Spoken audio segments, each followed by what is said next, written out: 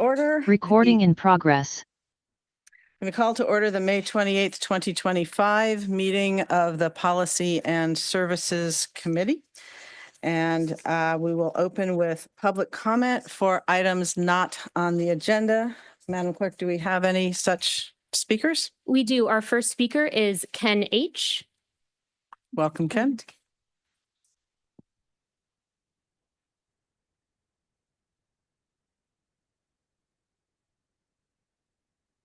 One.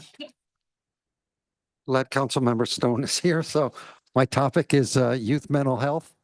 And I want to say I was glad to hear, I was listening to the Finance Committee meeting last week, and I was glad to find out that the city is going to go ahead and work with the JED Foundation. Maybe the city manager might say some more on that, but what's sort of disappointing, the reason I'm here tonight, is that the last meeting of the city schools liaison was the beginning of April. The May meeting has been canceled. The June meeting has been canceled. So they don't meet again until at least mid-August. And I just checked the calendar, and it's not posted yet, the agenda for their meeting, but it's sort of sad that the school district didn't go forward with the recommendation that came out of the city regarding the JED Foundation. And I spoke to this at the school meeting last week or 2 weeks ago. And there's a great book in the library if anybody wants to read it. It's called The Anxious Generation. It's about youth mental health and about mental health illness. And I'm really glad that the city is going to move forward with the JED Foundation. And anything I can do to support this effort, I would like to be involved. Thank you for your time. Thank you for your public comment. Our next speaker is Jennifer L.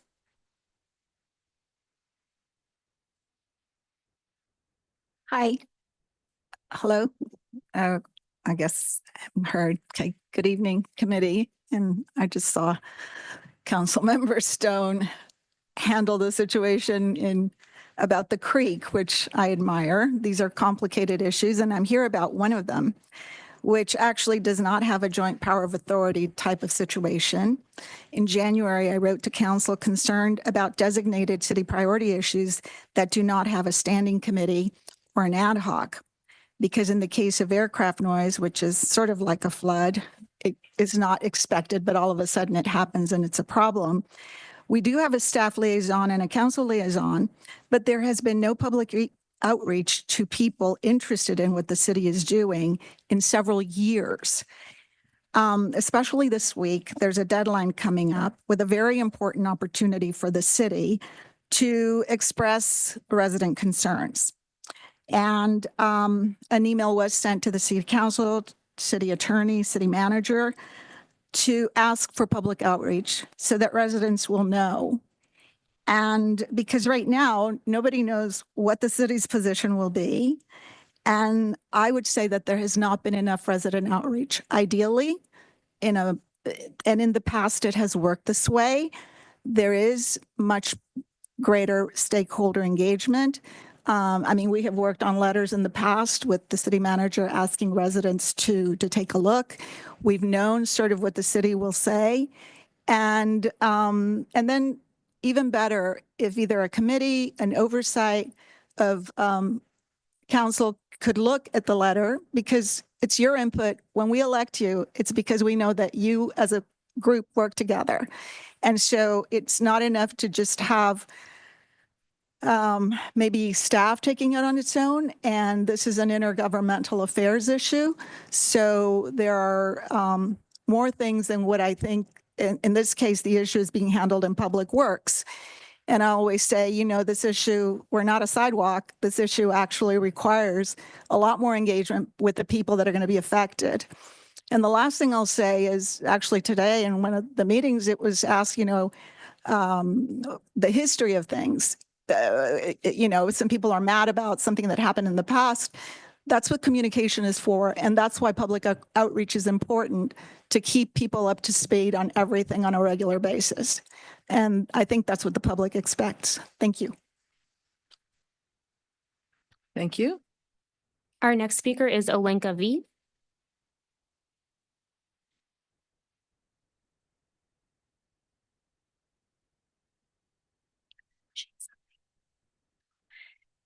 Good evening, members of the Policy and Services Committee. I'm Olenka Villarreal. I know all of you, most of you, and I'm a very long-time resident of Palo Alto, but of course you also know me as the founder and the CEO of the Magical Bridge Foundation. And 10 years ago, right here in Palo Alto, we built the very first Magical Bridge playground to address a gap, not only in the needs of my own family, but many, many others, and really just addressing the gap of public spaces where everyone, regardless of age, ability, or background, could really feel a sense of belonging. And since then, Magical Bridge has really become, we're very proud to say, an international model of that type of spirit, and represents Palo Alto, we think, beautifully as well. And our heart and our headquarters are in Palo Alto, despite the fact that we just completed the 10th playground. Thanks to Ed Chicata, our city manager, and actually the unanimous support of both the Finance Committee and the City Council. Last year, we were able to enter into a partnership where we could actually supply and provide the city with the kind of magic that happens on the playground in the community. And we had a grant that we were successful with the city to bring these programs to the community as well as into the playground. And so we have created and supported, so far this last year, we have one more month to go, but we supported 46 programs and events, really reaching over 4,500 community members and powering up over 300 volunteers through our Kindness Ambassador program. And these events weren't just bridges, they really connected people through generations, abilities, and communities. And we also understand the city auditor's report was talking a little bit about the kinds of programs that really are important for us to, as a city, have an oversight about. And we agree that we've been delighted to work closely with Amanda and Kristen and so on to make sure that the work that we obligated we would do, we continue to support. And the reality is, if it were not for Magical Bridge, unfortunately, the city of Palo Alto would really have no public programming thoughtfully designed to welcome people of all abilities.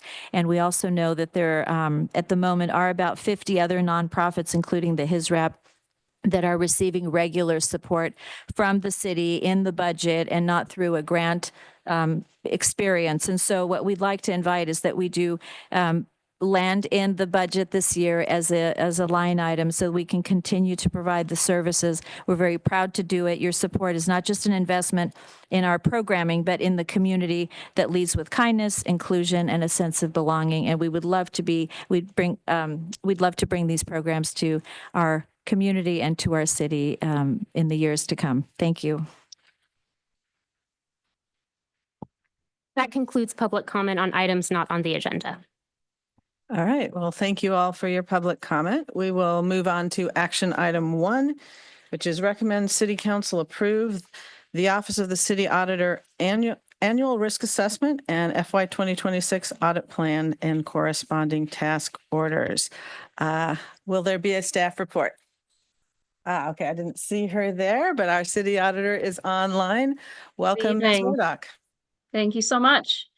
Thank you for the opportunity to present the results of the Audit Office's citywide risk assessment and resulting audit plan for fiscal year 2026. I first want to thank and acknowledge City Council, the executive leadership team, and other key staff for participating in our risk assessment survey and for providing feedback. Next slide, please. The risk assessment and development of the annual audit plan are the first 2 tasks included in the city's contract with Baker Tilly for audit services. This risk assessment and resulting FY26 audit plan were developed just 6 months after the last audit plan due to changes in the audit leadership team last year. So for this risk assessment, we conducted a survey of City Council, the executive leadership team, and other key staff. The FY26 audit plan will take course over the next fiscal year with projects rolling out between July and October and all audit projects being completed over the spring. Next slide, please. We consider 3 key areas when conducting the annual risk assessment. First, we gather information such as assessing budget documents, council priorities, and prior audits. Then we assess this information and the possible risks that have emerged based on 8 risk categories listed here in the middle column. For example, is the risk primarily operational or financial in nature? Once we compile this list of risks, we rate them by likelihood. How likely is it that the risk might occur? And also by impact. How big of an impact would the risk have on the organization if it occurred? Next slide, please.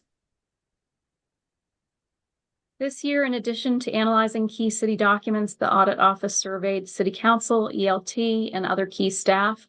The survey included approximately 10 questions related to citywide and department-related risks, and we received responses from 11 departments, including city council. Next slide, please. In terms of assessing impact and likelihood, we use the criteria listed here. I won't go into them in detail as they're also included in our report, but an example would be looking at the budget of a program area we have identified as having potential risk. The greater the budget, the larger the potential risk to the city, and the higher the assigned impact score. Next slide, please. As part of the risk assessment and developing the annual audit plan, we look at the city's entire audit universe. The audit universe includes all of the city's departments and the different functional areas within each department. Here are a few examples, but you can find a complete listing in the report as well. Next slide, please. So here's a list over the next 3 slides of the top 34 high to medium risk areas we identified for the city. If you've seen our risk assessment in the past, you'll note that many of these risks remain the same from year to year. And you'll see that we've also conducted audits in several of these areas over the past 2 years. For example, you'll see ADA compliance listed. We presented the results of that audit in October of 2024. Another audit we completed this past year was emergency preparedness wildfire, which was reported in April. The audit plan for FY26 reflects several of these risk areas. For example, several departments commented on solicitation and contract authority level thresholds not being optimal. So we are proposing this as a citywide advisory or assessment project for this next year. Contract management also came up across a few departments, so we have proposed a contract management best practices advisory project to supplement the work already being done by the city in this area to help add value. Next slide, please. Affordable housing is a risk area that has come up frequently when we've interviewed staff and through the survey. And so we are including an audit related to this topic. Specifically, we'll be looking at the city's below market rate affordable housing program. Also on this slide is utility asset management. So we are proposing a 3rd advisory project this year to look at utility reserve levels. Next slide, please. On the last slide, you can see many of the risk areas listed here were included in the FY24 and 25 audit plans, such as utility billing and grant management, I think might also be on that one. And then we can go to the next slide, which is the audit plan, our proposed audit plan for this next year. So we received a lot of great feedback through the survey, which helped us to select impactful audit topics, as well as providing several advisory projects to shed light on some of the city's other risks. In addition to the topics already mentioned, we propose an audit of fleet resources and fleet's progress on sustainability and climate action plan goals or key actions, and an audit of traffic safety improvements. In addition to the 3 audits and 3 advisory projects, we'll be conducting follow-up on prior audit recommendations and providing a status update at the end of the fiscal year. So this concludes my presentation. I'm happy to answer any questions. Thank you, Ms. Murdoch. Appreciate that report. We have sort of a I guess I would say a look back at the risk assessment report for the last year and look forward the audit plan for the next year. And our job is to determine whether to recommend to the city council accepting both. But before we discuss it as a committee, let's see if there's any public comment on this item. We do not have any requests for agenda item 1. Okay, great. All right, colleagues, any questions or comments on this item?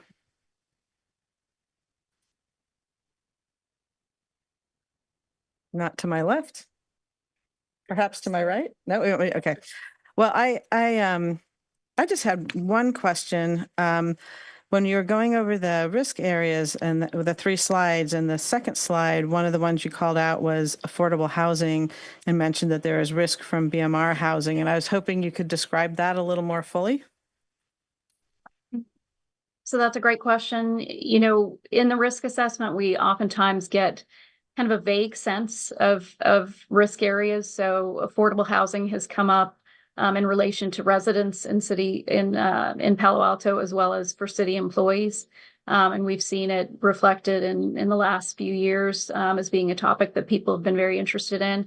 And so then we try and look at what the city is doing in that space to try and determine, you know, where would we be able to conduct an audit that we would be able to provide value and look at how that the programming that the city is providing in relation to that risk area, how that's operating, if it's effective and efficient.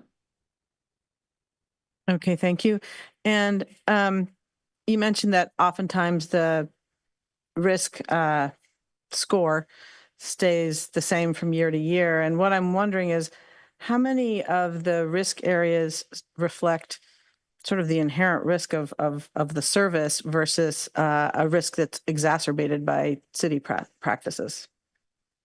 Another great question. So I think it is reflective of just kind of these are the risks. This is the risk population, if you will, for the city.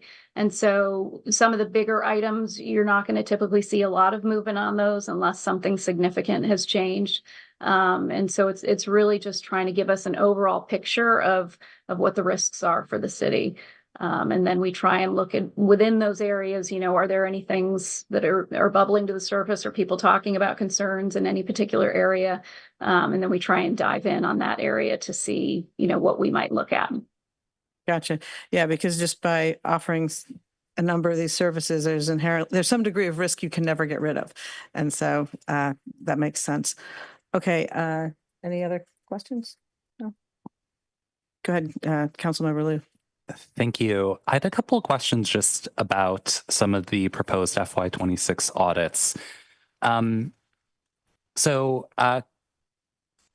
Thank you for some of the elaboration. One comment that I'll start with actually is for the below market rate audit. I would love for us to see vacancy data on our affordable units. I presume that is likely in scope. But just seeing the time it takes to fill those units, whether we are meeting the preferences that we generally discuss, or I think have also codified for below market rate housing programs, whether wait lists are administered in a way that actually gets us the outcomes we want in terms of getting the most affordable housing kind of distributed to the most impacted populations. I think that kind of auditing is really important.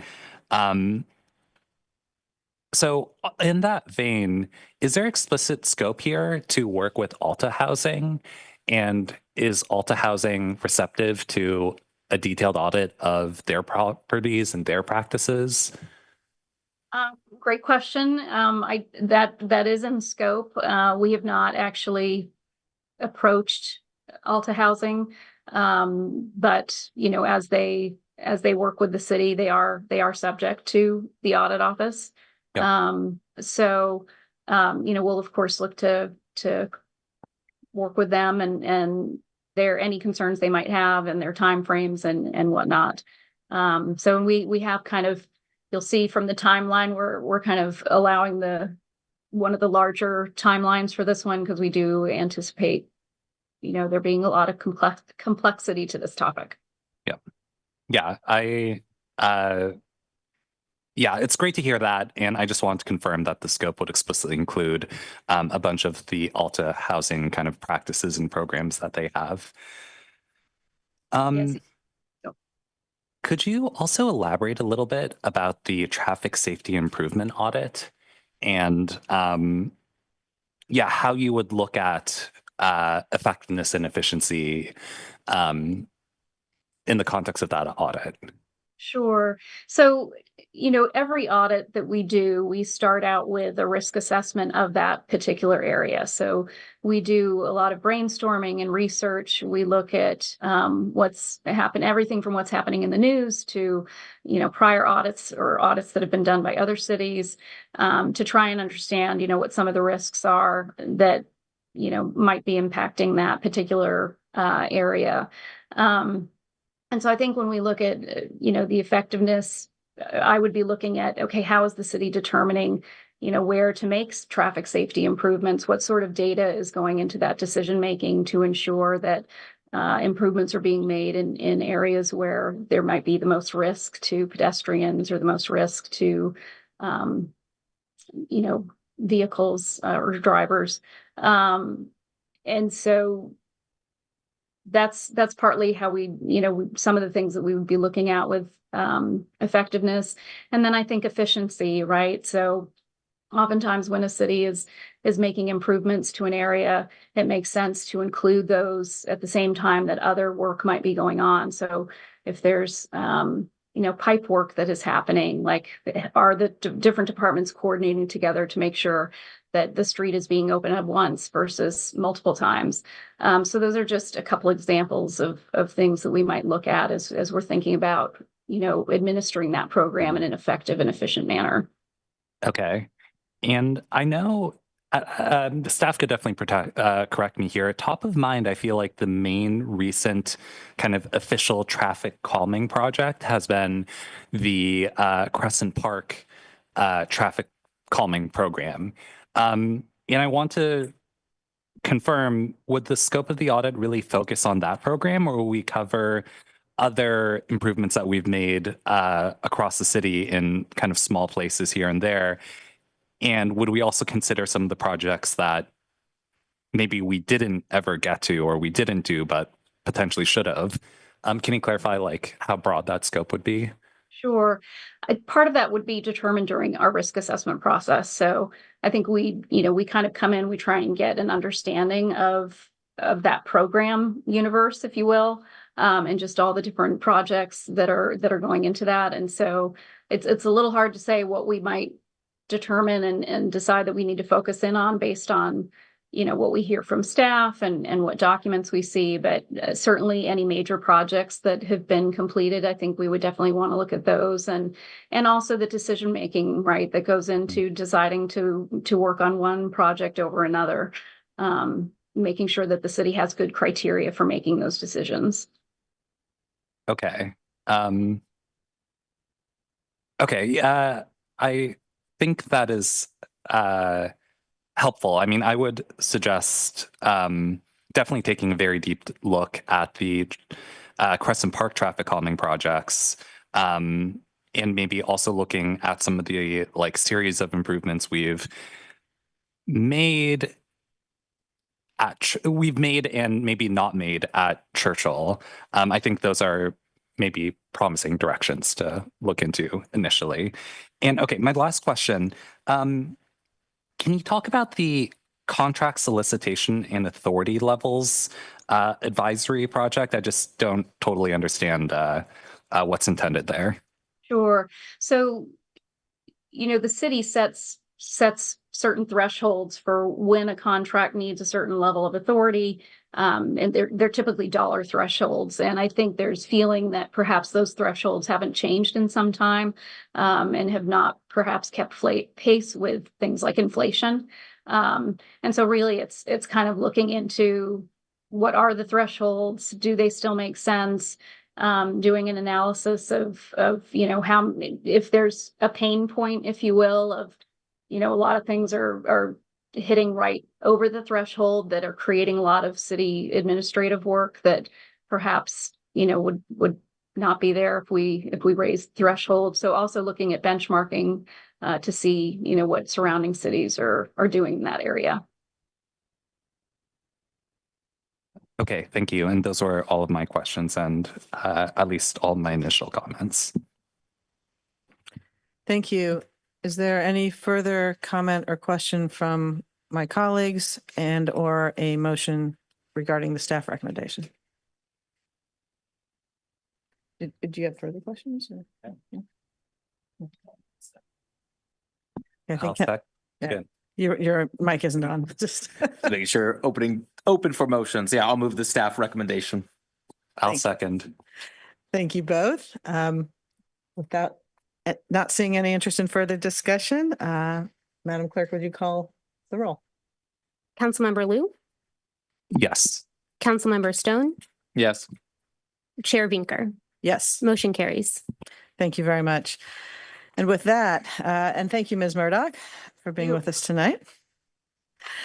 And with that, I'll move on to action item 2, work plan for developing and implementing best practices in consultant management. Is there a staff report? There is, and that will be me, Chair, members of the Excellent. committee. Yes, with the assistance of the city clerk. Thank you. Let's go to the next slide. So this really is simply an opportunity to introduce to the committee and get some initial feedback on some ongoing work that staff is doing. This has taken a variety of different factors into consideration as staff is looking comprehensively at how the city engages consultants and the basic life cycle of engagement through completion of work and review of the work that's done. The topic of consultants has come up in general conversations in multiple different ways.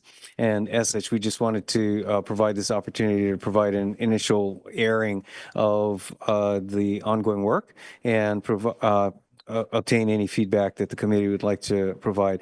At some point down the road, as city council agendas permit, after the July recess, we anticipate taking this to the full council. By that time, as you'll see in the work plan, we also expect to have more substantive work to report on. But that said, let me give you a quick overview of the project. As mentioned, we do look at this as a comprehensive review of how we make decisions on consultant engagements and then how those engagements proceed, looking at existing practices, strengths and challenges, as well as fundamentally looking at this as an opportunity to improve the quality and consistency in how we work with consultants and the products that result. We're also looking at this as an opportunity to build our staff skills. In that there are a variety of staffs with a range of titles that will be put into the role of project manager or really contract manager for consultant engagements. And so really looking at this as a way for us to build that staff skill set and organizational support for their work. And, you know, in so doing, we've done enough of an initial read on this topic area to have concluded that there's actually not a lot of work, not a lot of base resource that has been done for public agencies in this area. And as such, really do see this as an opportunity for us to demonstrate leadership and in terms of building some resources that are applicable to other organizations, as well as noted, really build our internal toolkit for both our own staff and the products that result. Next slide, please.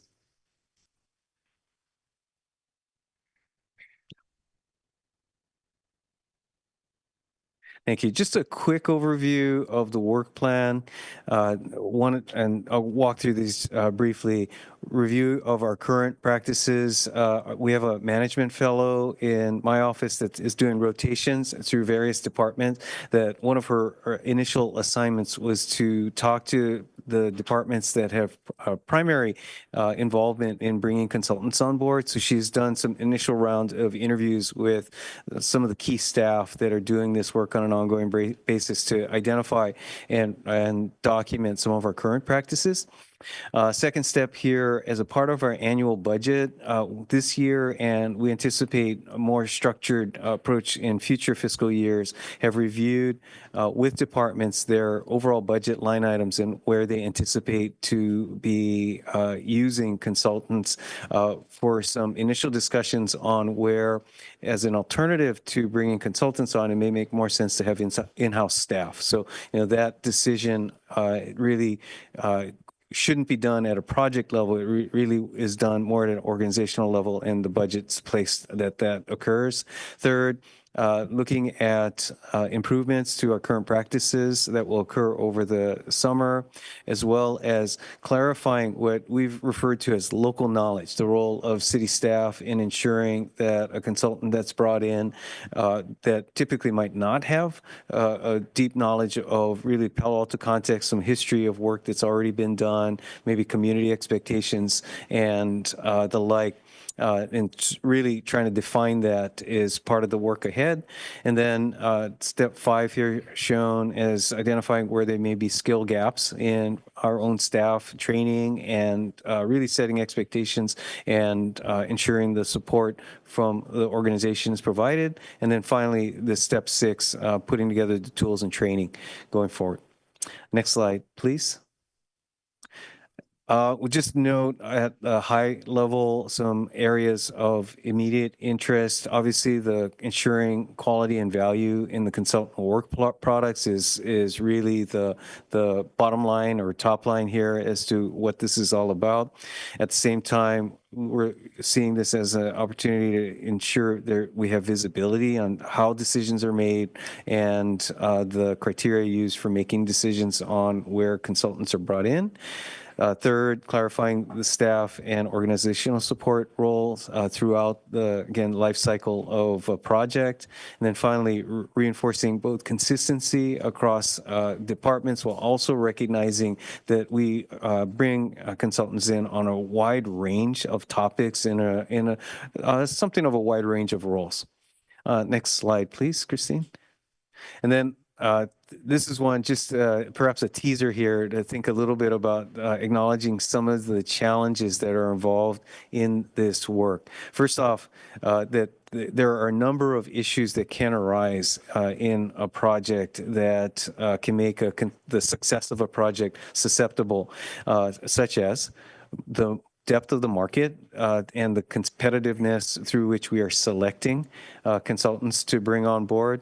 Second, the skill and experience of the actual individuals. Ultimately, any project relies on the individuals that are involved.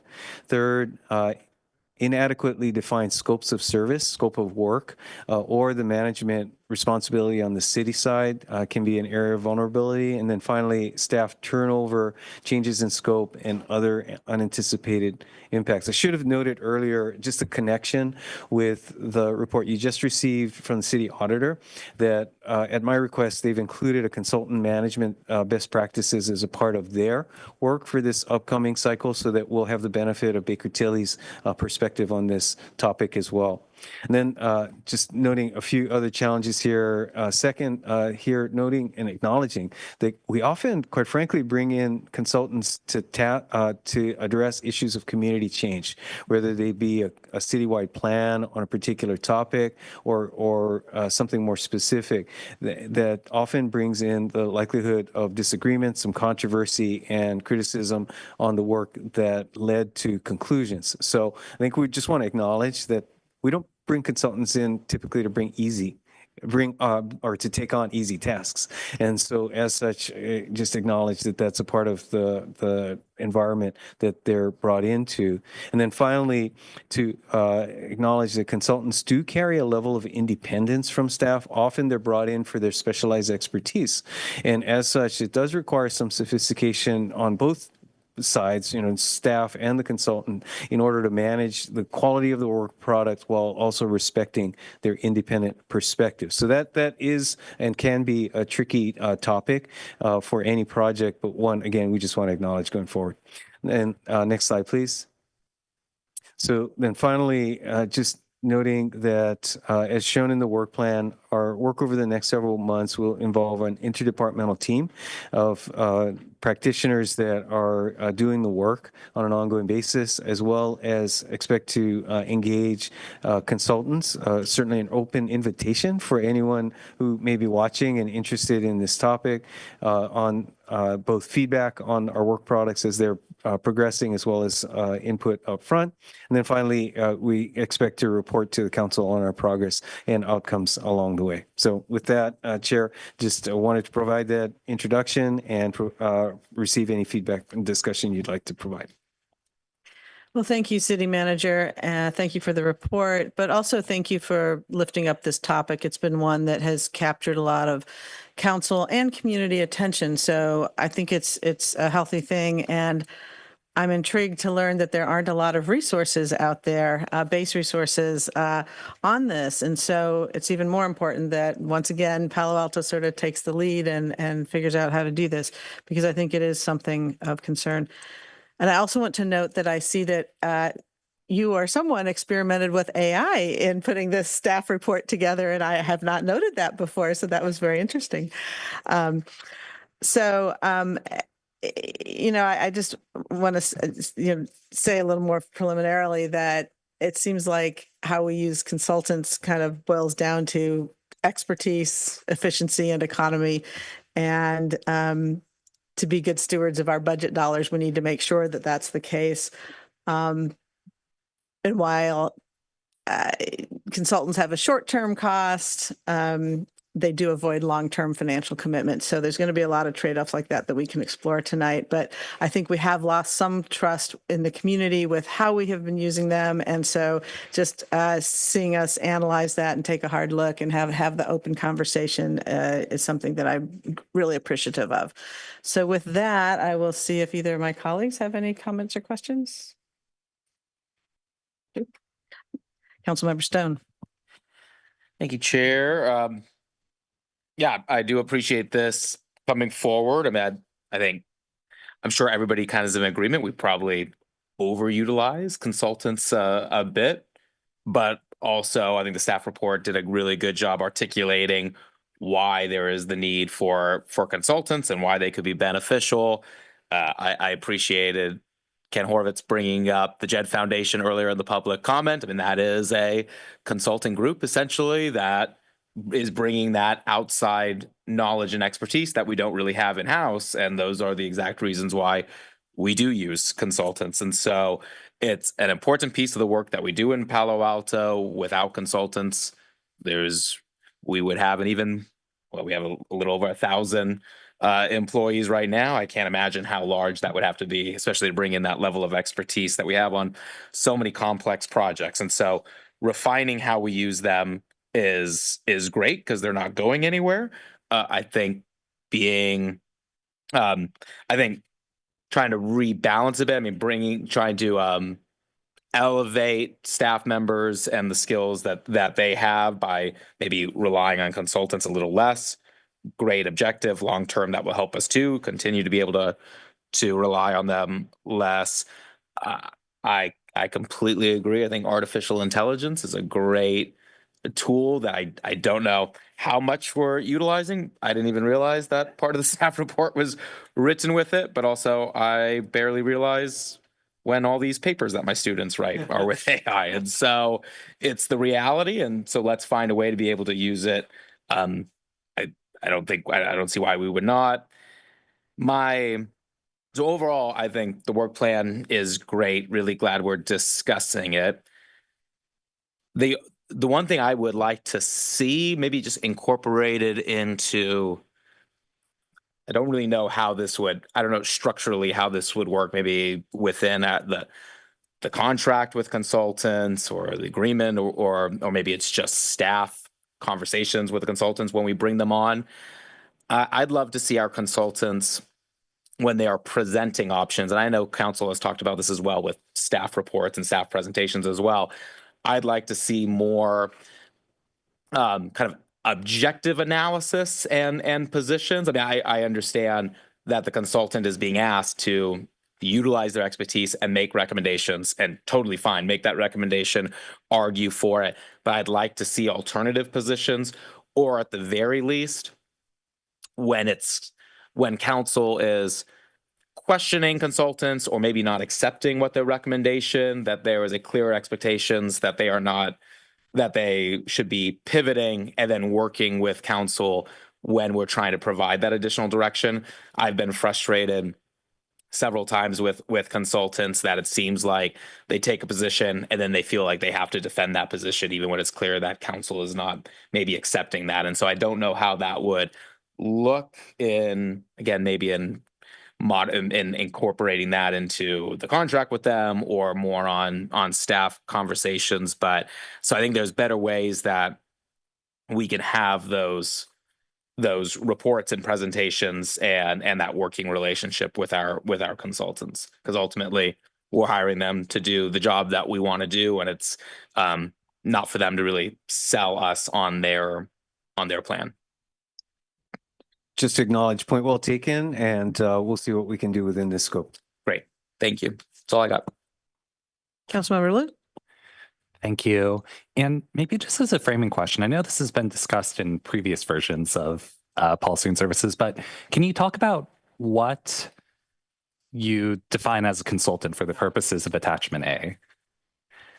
Yes, that is typically a topic of great interest, and just simply for the purpose of putting together a list, we did use the bullets that were on the first page of the staff report, just simply as a way of framing some examples. And again, these can be planning, architectural, engineering, or related services that are related to a capital improvement project, a construction project, typically architects, engineers, and the like.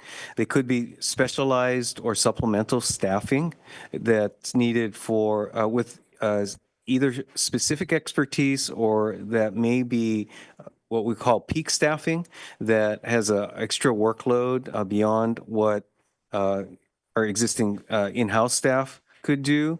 And then finally, a special study or plan. And that is often the kind of a catch-all. It could be anything from a plan for a particular park or part of town, or a topic area, such as on Monday, the city council will be discussing the bicycle pedestrian transportation plan. So another example. So studies and plans as well. Okay. I think there'll always be some trickiness here, right? Like, do we consider, I don't believe Baker Tilly is on this list. Like, do we consider them a consultant, or because they're performing the function of an office, they are their own unique thing? Or I know we have a bunch of consultants designing the engineering studies for our grade separations, which are very, very expensive, maybe the single biggest line item we have as a city for consultants. But you know, I'm not like principally interested in that. Like, that's very important technical work that the city could never kind of do on its own. But we seem to list some other similar kind of capital infrastructure works in this list of consultants. Yes, and in particular, I would note that this list was defined or time bound as a key means of coming up with a list that was manageable. And so it doesn't represent all the consultant work that's occurring last year. It's simply the ones that were approved by the city council during calendar year 24. And in that case, I don't know if there was a Baker Tilly contract amendment. I don't think there was actually. I believe the council actually approved one this year in 25. Right. And that's the reason it's not on the list. On the other hand, you see the Office of Independent Review, the police auditor is on this list because there was a contract approval last calendar year. So that was really the way that this particular list was put together. Okay. So what is the timeline for kind of taking a collective look at our practices here? Like the audit timeline is February 2026.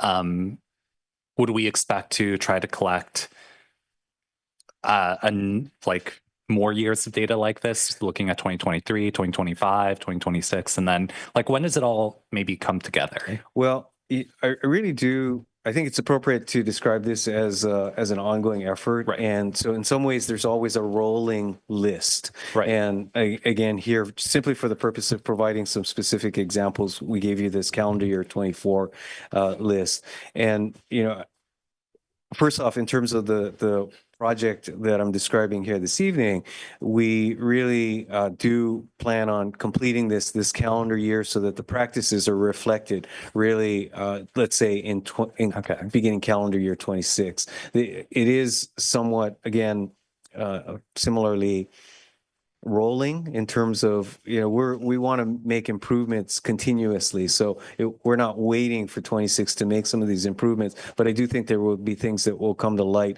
sooner that we'll be putting into practice. Okay. I was thinking there might be some moment where the full council reviews a report and then we say, oh, we spend a lot on different planning services and we should actually increase the staffing and hire more people in the planning department or something like that. Like, I realize, of course, this is an ongoing process, but like, what does the moment actually look like when it comes to the full council? Yes, I think the best example I could give of what you just described, it actually happens as a part of the budget. So that, and I noted that as a part of our annual budget review, that when the planning department comes forward, both at a staff level and then ultimately with the finance committee and the full city council, we have that discussion. What is your line item for contractual services? What is it, both in terms of dollars and the capacity that it provides? Is that a situation in which one or more planners might be a better investment on staff in order to not need that contractual services? What are the trade-offs? What's the likelihood of ongoing work required in that area? So that, you know, it's not quite the moment you're describing. It's sort of a Right. series of moments in a way that, quite frankly, I think reflects the nature of the work.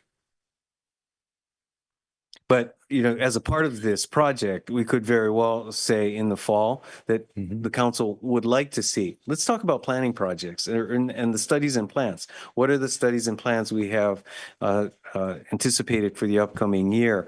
And we could put that report together. I would tell you that if asked to produce that report right now, it actually looks very similar to the council's priority objectives. So that that list of 70 some odd projects, I would say 90% or more of them involve consultants' studies in order to move those initiatives forward. Right. Okay.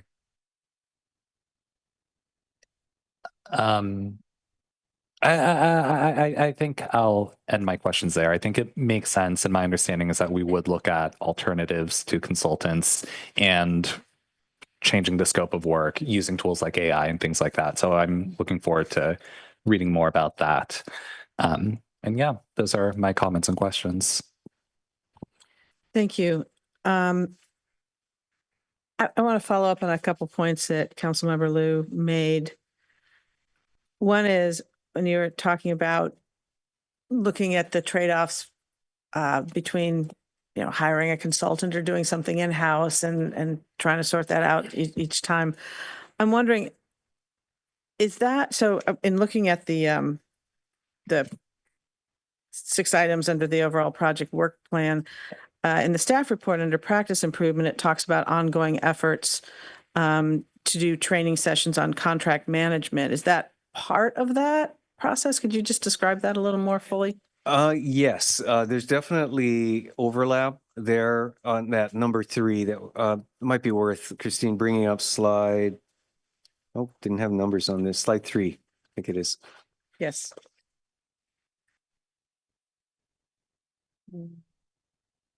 The back one. One more back. There you go.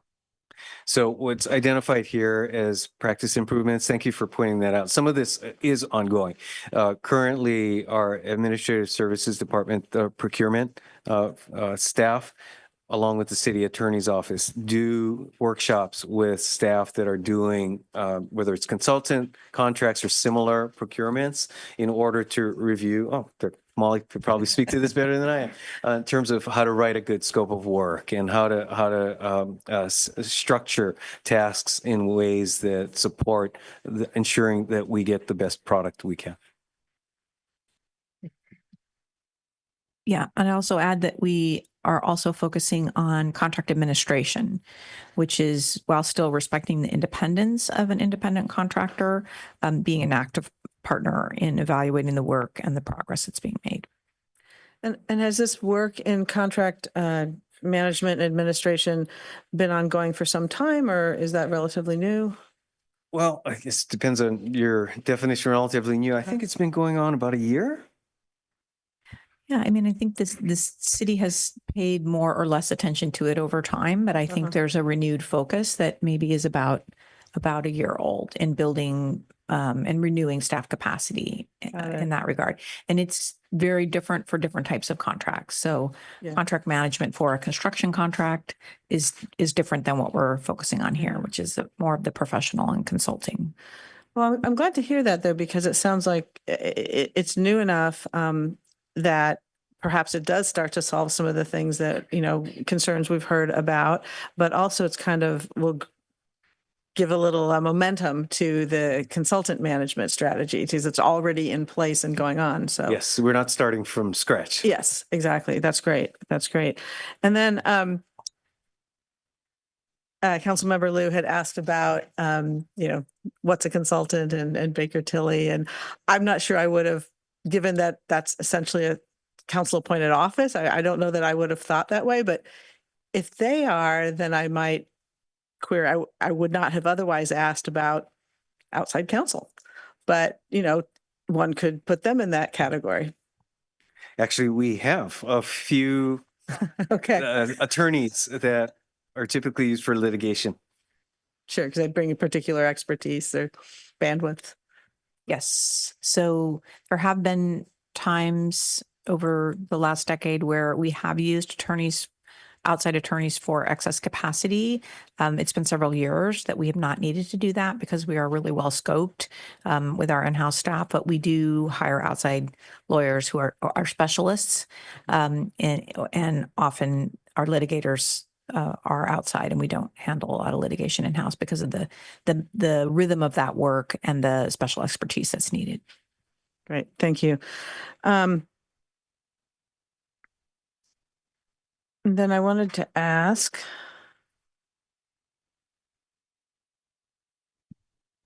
so item 6 there, training and tools. In the staff report talks about workflow templates, dashboards for progress tracking, structured training for project managers, et cetera. And that's great, but there's always a balance here, right? Where, and could you think out loud a little bit about, we don't want so much process that the staff time in following the process eats up the gains in having less consultants. So how do you think about managing that? Absolutely. It is a balance. And I appreciate your raising that issue. I will acknowledge, full disclosure, I started my career in consultant as a consultant, entry level and, to a small firm.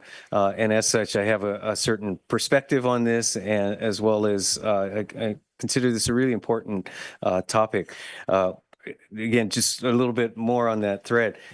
Earlier in my career, in Southern California, the American Public Works Association and it was called at the time Consulting Engineers Council, really tried to focus on this topic, recognizing that the public agencies and the consultant community needed to work together. So when speaking earlier about not having great base resources, I found it interesting and a little surprising and disappointing that work really hasn't continued, and perhaps at some point was not considered something that really needed the focus among practitioners. So in any case, we'll kick that back up.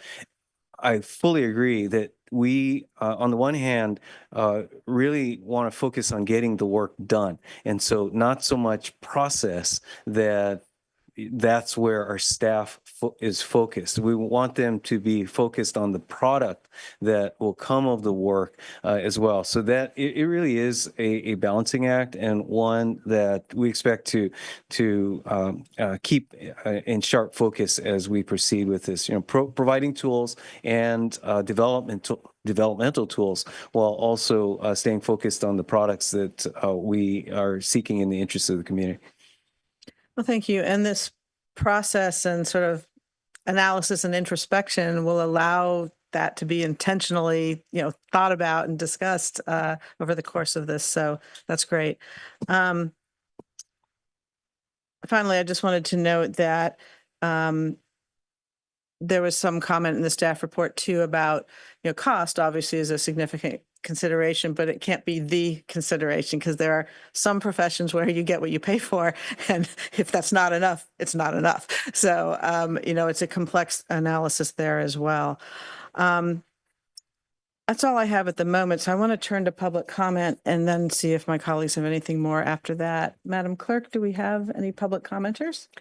We do. Our first request to speak is Jennifer. And give me one moment, Jennifer. You should be able to unmute. Thank you. Hello again. I think this is awesome that this is being taken on. And I think it's a way to showcase some of the things that the city is doing, but it's how important it is to accept community feedback. So I'm going to provide feedback as a member of the public. And I think one of the most important things that the city manager pointed out is the tie-in with priorities, because priorities are there because the public has put those on your agenda. And I think the public will understand consultants if they are in the context of something that they are looking at the city to do or to accomplish, either in a given period of time or over time. I'm familiar with the special studies situation that the city has taken on, and I will write more about it later. But there is something when the city manager spoke to maybe having something done on house, it does happen that over time, maybe I'll just go ahead and name the example. We did a study about 8 or 9 years ago, and I mean the city, where and the residents were very involved in scoping the study, and an outside consultant was hired. Over time, the technology has changed, the data availability has changed, and the needs have changed. And there's a point where that study can evolve into a framework for the city to address citizen concerns. So, for example, it may be that the city could accomplish what it needs instead of going to an outside consultant, start doing it themselves, because the responsible agencies that are supposed to provide this information may never step up to do it, but the city still needs that information in order to advocate for itself. And special outside counsel, I have experience with that. For example, yes, the city, for example, uses outside counsel with aviation. We've been asking for the city to add to that because the perspective of the Aviation Council is very much industry led. This is a person who represents airports, and we're on the other side. So I would be concerned with the city, for example, becoming partners with an entity that is actually on the other side of what citizens are concerned about. So things like that. And I would just say that it's really important to tie this to the priorities and to report on it like an annual report. And then people can understand, because it does otherwise seem like, oh, consultants, like such a bad word. No, it's a way to accomplish things. But if the public is being left out of the feedback, I think you're still always going to have questions. Thank you. Thank you. Do we have any more public speakers? We do not. That concludes public comment. Thank you. Anything more from my colleagues? Okay, I think not. So I will look forward to hearing the next chapter of this eagerly. I suppose it'll likely be at council. So is there anything more you need from us this evening? No, appreciate your discussion and feedback. All right, thank you so much. And with that, we will move on to our third and final action item, which is receive the nonprofit partnership work plan phase 1 applications in advance of their June 10th, 2025 evaluation and recommended awards. And there will be a staff presentation, and I then have just a couple comments after that. But I wanted to make a note about the public comment on this item. I think what I'd like to do is if there are any public commenters that are not applicants, like them to go first. And then if there are public commenters who are applicants, so we can hear them in succession and perhaps engage in some colloquy back and forth, they will go second. So, but let's start with our staff report. And is that you? Who is giving that? So Oh. hopefully coming down the elevator The as we staff speak. report is coming down the elevator. Is one of you going to dance in the meantime? We may have to do that. Okay. All right. Well, I appreciate all of you who are here and waited through the last couple items, and we appreciate you being here.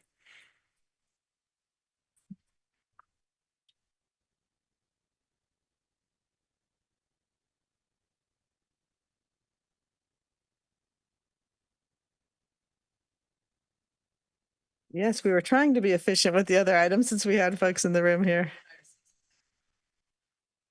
Okay.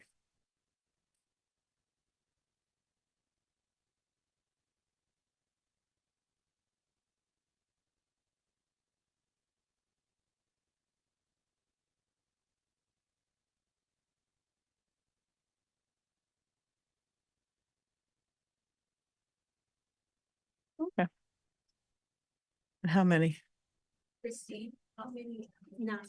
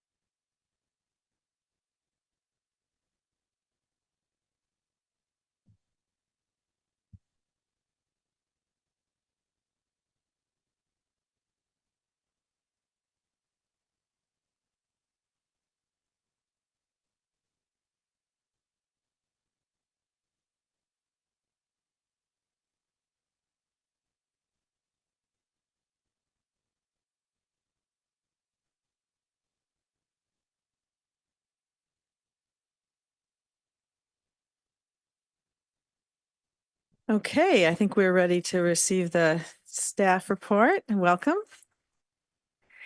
Good evening, Chair, Council members. Lupita Alamos, Assistant to the City Manager. And tonight's item is the Nonprofit Partnership Work Plan Phase 1.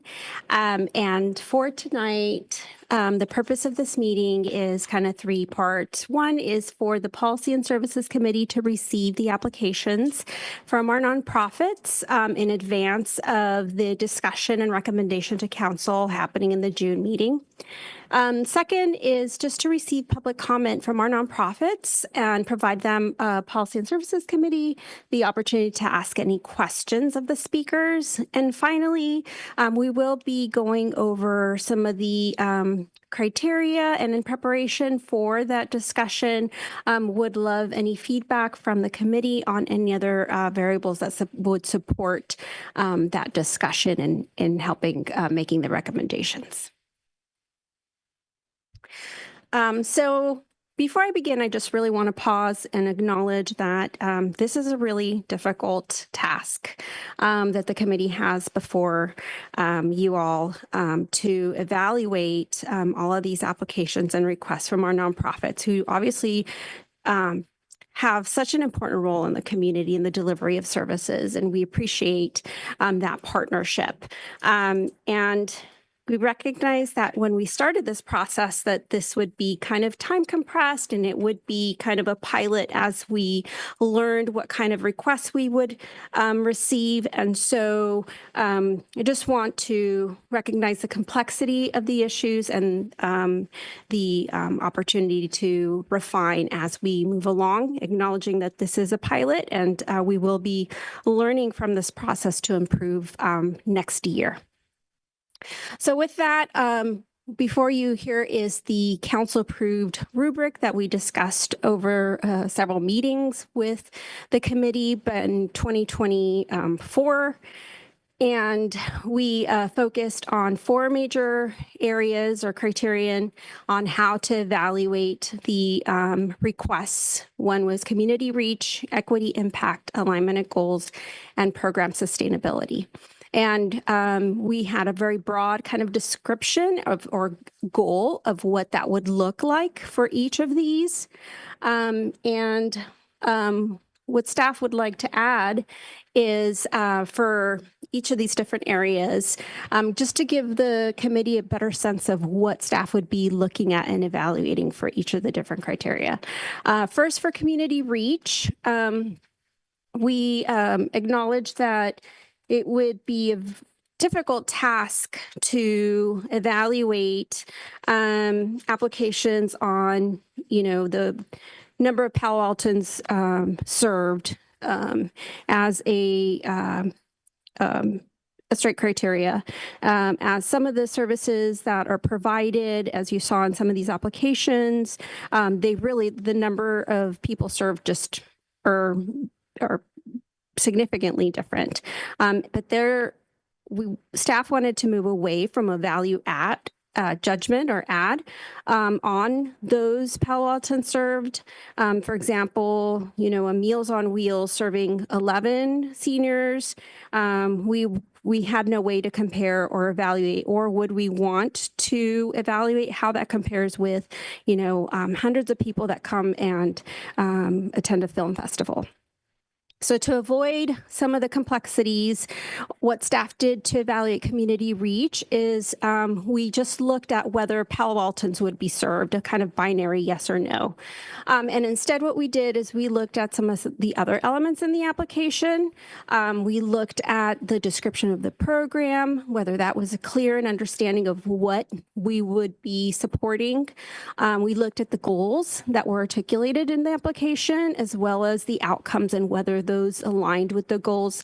And again, looking at the funding request and how that aligned back with the programs and the goals. So trying to understand reach within and impact of the services against the applicant itself. So not necessarily comparing that with others. When we looked at equity impact, we looked at wanting to understand whether the services would serve underrepresented or underserved groups. And then finally, we also looked at whether the services provided by the nonprofit would be, free of charge for the community or offering things at a subsidy. To kind of lessen and create that access to the community. When looking at alignment with the goals, we really just made it straightforward in looking how they aligned with the 4 council priorities as we had discussed for previous meetings. Some of these applicants did a great job of articulating how their services support each of the different priorities, and so we just recognized what was there. When we looked at program sustainability, we did look at a variety of things in this area from the application, obviously wanting to understand when the nonprofit was founded or wanting to understand how mature or new a nonprofit was. We looked at organizational health indicators, such as some from our Form 990, if that was available, as well as the budget, and trying to reconcile, diverse revenue streams and other areas that we could identify as demonstrating organizational health. And then we also looked at the funding request as a % of total program budget. So that would give us a sense, not of the total organization, but trying to understand of the request, what percentage of the program would be to understand that ratio and the level of risk if the city would not or wouldn't be supporting that program. Would that be able to function without the funding? And then finally, we did look at whether that funding would be leveraged. That was another point of reference when looking at program sustainability. So it was a multi-point review of the applications. And again, acknowledging just the difference in how some of these applicants filled out each of the different sections and the quality of the applications. We had different points to look at and try to make it as fair as possible. Lupita, if I might, I hate to interrupt, but given where we are in the process, I think it's important to describe what you're or characterize what you're describing as work that staff is currently doing. This is not at this point conclusive, and so as hopefully no surprise with the council or committee that given the time frame involved, we're working on preparing an initial evaluation for you to discuss at your June meeting. And so Lupita is providing an overview of the ongoing kind of work in progress, thoughts on how that evaluation will be done, but not, I think it's important to not perceive this as fait accompli or in any way the completed evaluation. So go ahead. Yes. Thank you. And with next slide, please. And with that, and kind of speaking to what Mr. Shikata said, this is also the opportunity of what we would like to hear from you tonight. So those were the way that staff is interpreting the different criteria that the council and the committee discussed. But we also heard, based on feedback through various meetings or council member comments, some other areas that perhaps would be helpful for the committee to, have as to facilitate that discussion in June. We heard that previous funding received by applicants would be helpful. We do have a question in the application requesting that information of how much funding had been received in the last 2 years. So amounts and sources would be one way that we could support the committee. As well as adding a summary of service categories. And just based on the applications that we did receive, staff tried to create and kind of those categories of where these would fit in. And so those are listed on the screen there, and I won't read them one by one, but would also appreciate if a different category would be something that you would like to see. And also, cost effectiveness is another comment that we heard. And so that wasn't necessarily part of our initial discussion, but if that would be helpful to the committee, that is also another area that the committee could explore. And anything else that, as you saw, in your 128-page packet there's a lot to review. And so if there is anything else besides the criteria, the 4 kind of elements that I went through that would be helpful, that's the kind of feedback we want to hear from the committee tonight. And just for the recommendation is, again, looking for that feedback and confirm any other evaluation variables that would help the discussion. Thank you. Well, thank you, Ms. Alamos. I know a lot of work has gone into this, and I think as a committee and as council members, this is like the best and the worst task possible. It's delightful to be able to give out money and support the amazing nonprofit community in our town and support the services that are delivered.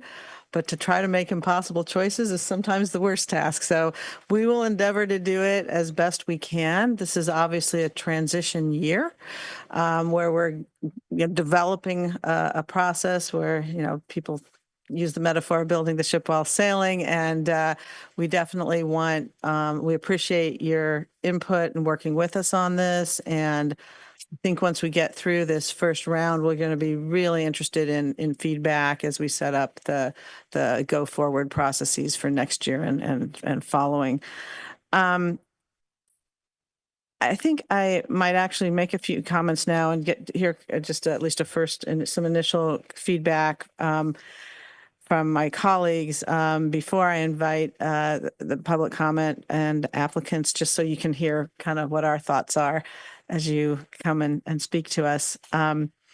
Because this is not really it wasn't intended so much to be a new grant program. It's distinct from his wrap. It was more of a way, we're looking for a way to organize our decisions around our nonprofit partners so that there's not ad hoc requests, that there's some transparency, there's some predictability. Right now, it's not that predictable because we're creating it, but that I think is the goal, so that when people come, they don't just show up in July and say, I'm doing this great thing, I would like some resources, that they kind of know what the cadence is and that we can have some transparent process around it. We're getting there. We're building that. And for me, it's what makes this a little different than the other more standard grant programs is that it's more, if you have a reason that council should fund you to provide services to our residents, that perhaps we would otherwise provide, but perhaps there's a reason that the nonprofit, it's better to have you do it. I also wanted to just comment that in the staff report, there was reference to a dollar figure.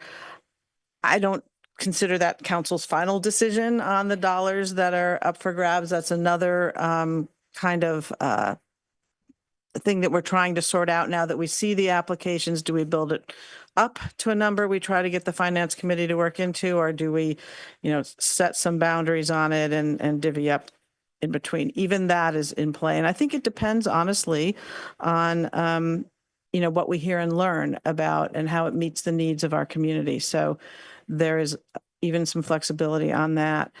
But so that we didn't make our decisions just based on cold paper applications. That's why I asked staff to invite you to come speak to us for a few minutes tonight. Sometimes there's a little extra context, or one of us might have a question, and I thought it would be helpful before we deliberated on the application. So I appreciate you all taking, more time out of your schedules to talk to us. With respect to the criteria, I think that's also something that we're sorting through, and which ones turn out to be more helpful than others. For me, I'm also interested in questions like one I already alluded to. Why is the project you propose something that the city should offer its residents? It's not just, it's a good thing, but why should the city do this? The other would be, why is it distinct and not redundant on with offerings from other entities? The third would be, if we can't fund it fully, is there a reduced version of the project that would still be viable? And if so, what would that be? Or is it kind of an all or nothing? You need that or you can't do it. And then are there any matching funds dependent upon us giving money to the organization? Those are the kinds of things that I also, that may be a rarer one, that last one, but those are things I'm interested in. In terms of helping us make decisions, I do think that the history of providing services to our residents, interacting with the city does matter to me. It's not necessarily necessary, but if there has been one that's been good or bad, I think that's very relevant. I don't necessarily need a lot of time spent on categorization. I care more about redundancy. So I know categorizing can be hard anyway. I'm not as concerned about that. I just want to make sure that there's filling a need. There's some kind of need assessment there. So those are my sort of preliminary thoughts going into this. And I'm curious what my colleagues think, and then we'll hear from our friends. Jill. Member Stone. Thank you. And I agree with everything the chair said, and I'm delighted that the city continues to fund nonprofits and that we're actually increasing our funding for nonprofits, having served on the Human Relations Commission before and the subcommittees of HISRAP and CDBG. I've been a long believer that the return on the investment that we get is really just incredible. And so it's such a benefit for all of us, and it really is. Even though it costs the city money to be able to fund some of these programs, the return, it just makes so much sense. I agree with kind of what you were saying as far as what we should be focusing on. I think kind of the approach and the framework that staff has laid out makes a lot of sense to me. But ultimately, we're going to have to prioritize because there's a lot of money being requested and still, unfortunately, a pretty limited pot. I agree with what you articulating as far as like kind of funding things that would traditionally be something that the city might provide in-house, but there is greater expertise with our nonprofit partners, and for kind of all the reasons we were just talking about as far as consultants go, why we might want to do that. So I think that's a good area to focus on, because I think there are some nonprofits that might make more sense for it to be city work, some maybe county, some maybe school district. And so trying to figure out, okay, what is really kind of the city's area. One kind of thought I'm wrestling with this, and I'm curious kind of feedback and also hearing from the nonprofits as well, is part of my concern with I don't know if concern is the right way to say it, with HISRAP, CDBG, and now kind of line item nonprofit funding that we have in the budget. Which is a good thing. It's very consistent. Generally, the HRC is hesitant to really include new organizations or really lower the amount of funding that's being given to existing organizations for very good reason. These nonprofits start to rely on this funding, and we don't really want to touch that. But so kind of breaking into those tends to be very challenging.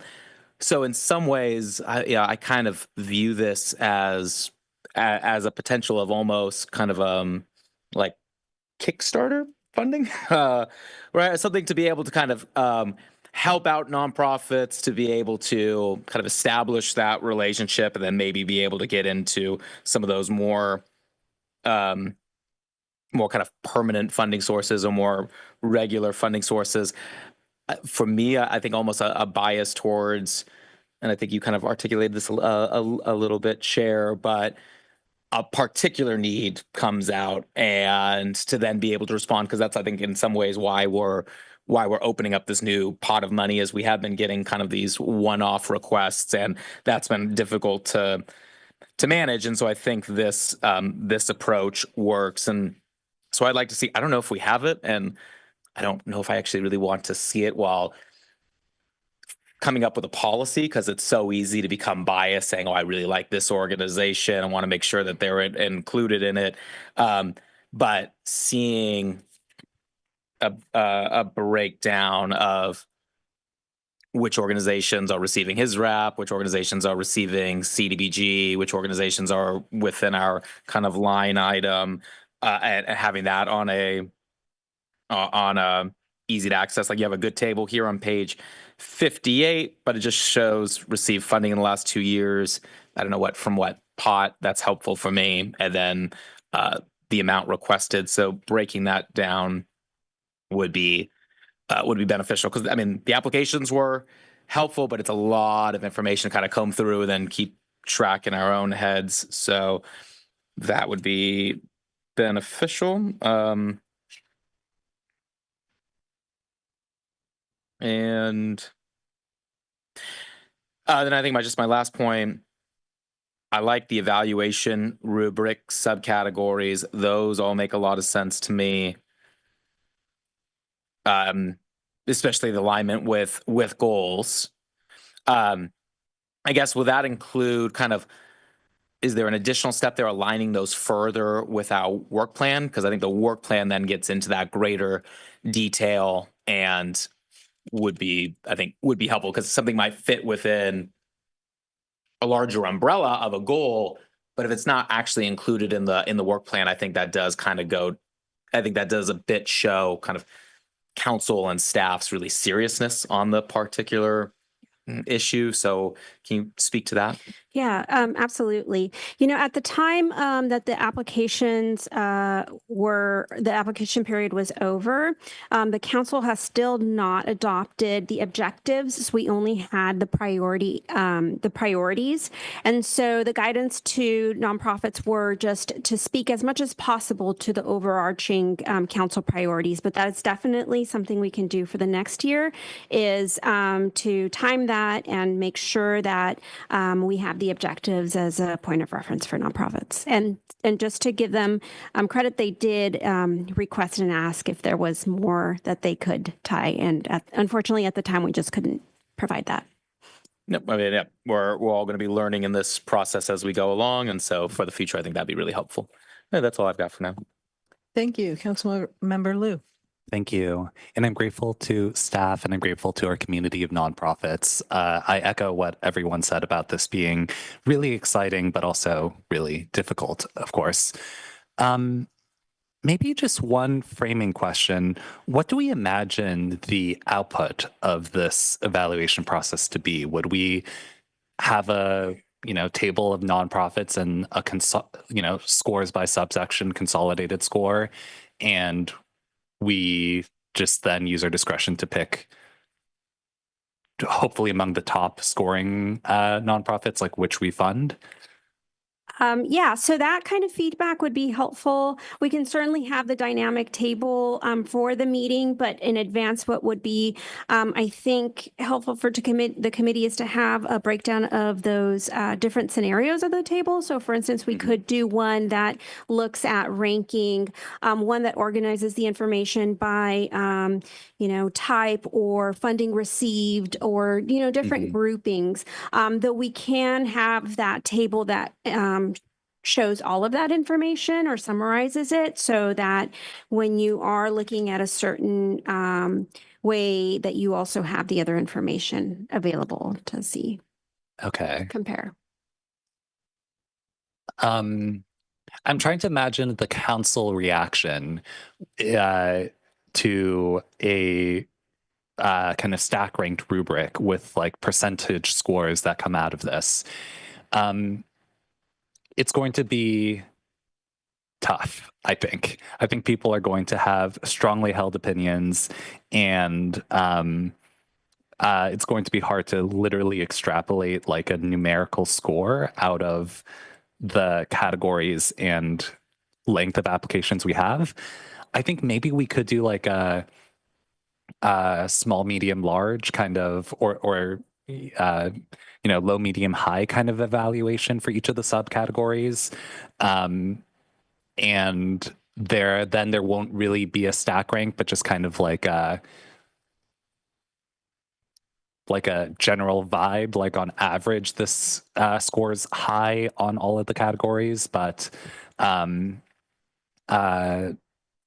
that doesn't necessarily imply a stack rank against other nonprofit applications. So yeah, I'll go through some more comments, I think, because that's the spirit of this first round. I think maybe just one point for the future is that the timelines are tricky in that we can't really ask any clarifying questions of the applicants, or I'm not sure if we can. By the time we see things on June 10th, and by the time things go to council, there might be questions like Chair Vinker mentioned about, oh, what would it look like to partially fund this request that, aren't really going to be possible to extrapolate from the current application, and probably really difficult to give everyone a fair time to respond to those kinds of questions. So that's just like a timing point that I think we can, that's on us because we approve this timeline, but just something for us to collectively learn on from the future. One point that I found interesting that I disagree a little bit with is that I'm not sure we should look at the subdivisions of what is a city not responsibility versus a county responsibility versus school board responsibility versus other kind of nonprofit responsibility. I think we are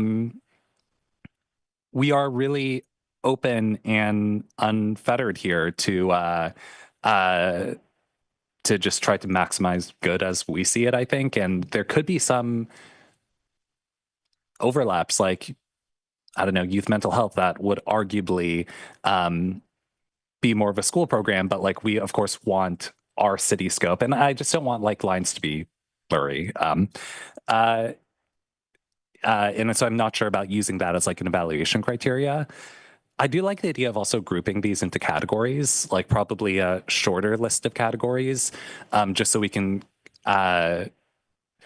when we see it next and when council sees it, we can kind of compare apples to apples a little bit, like Third Thursday and UNAF and some of the other kind of arts and culture programs can be, like Neighbors Abroad can be kind of more directly compared than Meals on Wheels and Third Thursday. So I do like that. As I actually look at the applications, the part of the rubric that I feel like has actually become the weakest is the alignment with goals, because arguably they all align with goals to different extents. And there are good programs that maybe are maybe more tenuously aligned with goals, or just like kind of like, oh, our goals are so broad that it's like kind of aligned. Like I think this alignment with goal section is actually almost intractable. Like I'm not sure how you would score based on that. And yeah, I like looking at program sustainability. I think like others have mentioned, it'd be good to look at like incrementality. Like, is there a specific new program? Not exactly the same as sustainability, but maybe it could be evaluated in the same place. And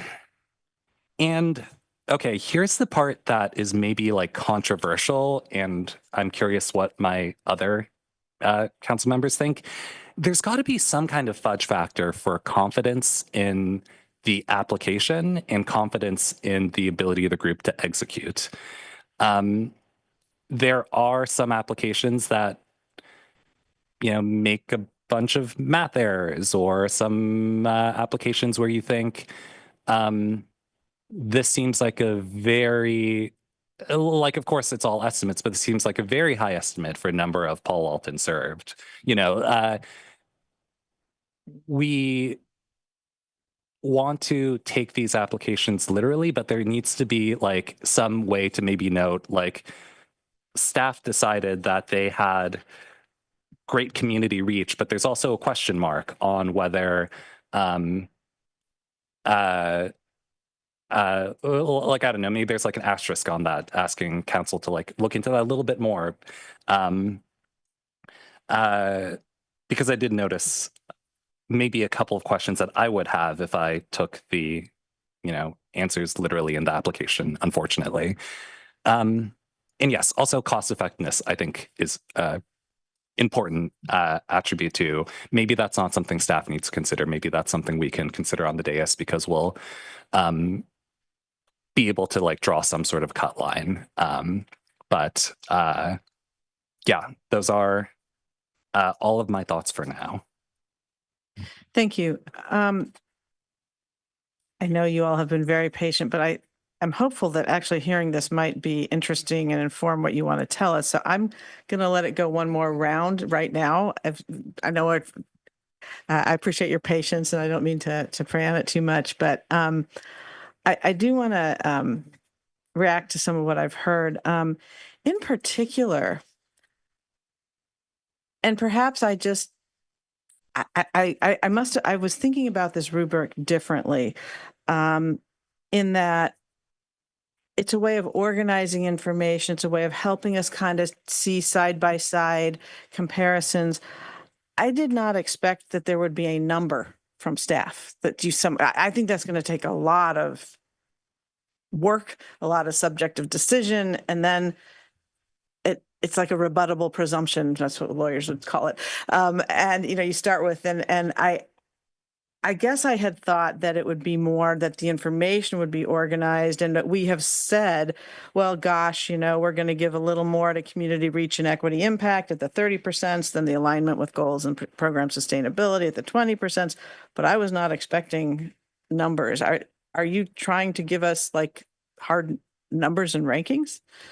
I think what we would like to do, kind of similar to what Councilmember Liu mentioned, is ranges of where these applications lie with respect to their answers in those subcategories. So what staff tried to do, as you saw, these applications are hard to judge based on the responses not necessarily being presented in the same way across the board. So we tried to find different areas within the application that we could gauge what it is that the different criteria was after. So we would have a sense of a percentage of where the application would lie, but understand that it would also reflect partially the quality of the application. So we didn't compare nonprofits against nonprofits. We compared the nonprofit against what they told us through the application. So if there was information that was missing because they didn't submit a budget, if they didn't provide us with sufficient information to do a specific type of evaluation, then it's something that we took into consideration. And will we know that, like when we know that your number was lower, perhaps because there was no budget? Will that be, because I guess to me, I don't need a fudge factor if I'm not getting a detailed ranking. That's going to be sort of my judgment as I read the application and listen to the applicants and, think about our city and exercise judgment. But because that's kind of the inherent fudge factor built in. But if there's going to be a more granular sort of ranking, I would want to know a little more about why, and then that gives you even more work. So I do encourage you in some way. I mean, if you're going to do the ranking, to have it be sort of broadly categorical, not down in the weeds on each one, because I think that's just too hard. Because it's that the beauty of our nonprofit community is its diversity. And I don't know how you compare people that do such different services one to another. I mean, that's ultimately we have to do that to some degree, but to try to overly objectify it, I think it's going to be hard. Right. So anyway, that's just some additional thoughts I wanted to offer. Councilmember Stone, do you have anything additional? Before we, Sorry, please. I just wanted to say one more thing, and absolutely appreciate the comments and the feedback, and also wanted to recognize that the rubric is just one way for the committee to make its recommendations, and this is why we are asking for feedback on other variables, as like redundancy of services, another way to identify, where the dollar should be spent, whether it's community need or whatever else we can gauge from the applications that's going to help make that decision. So it is. The rubric is one way to organize that information, but certainly not limiting the committee to make its recommendations based on that. If I might add, Lupita, to your comments, And maybe in direct response, Chair, to your earlier question. So yes, staff had been or has been marching down a path of giving you a ranking. And this feedback is super valuable because you may be concluding that you don't want that. So I think we want to take that feedback to heart and perhaps not complete that work that is currently underway. And it may be more along the lines of a qualitative, maybe it's even a high, medium, low on those, let's say the four basic elements, and then let the discussion fill in the gaps as to how that then leads to a recommendation from the committee to the full council.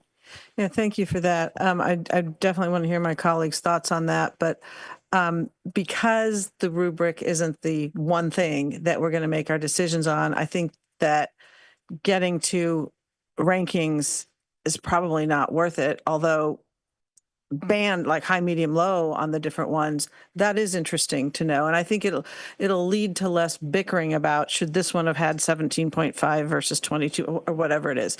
And but to get a sense, for you since you interact with our nonprofit community, you've looked at these very in great detail to get a sense of what you think that way.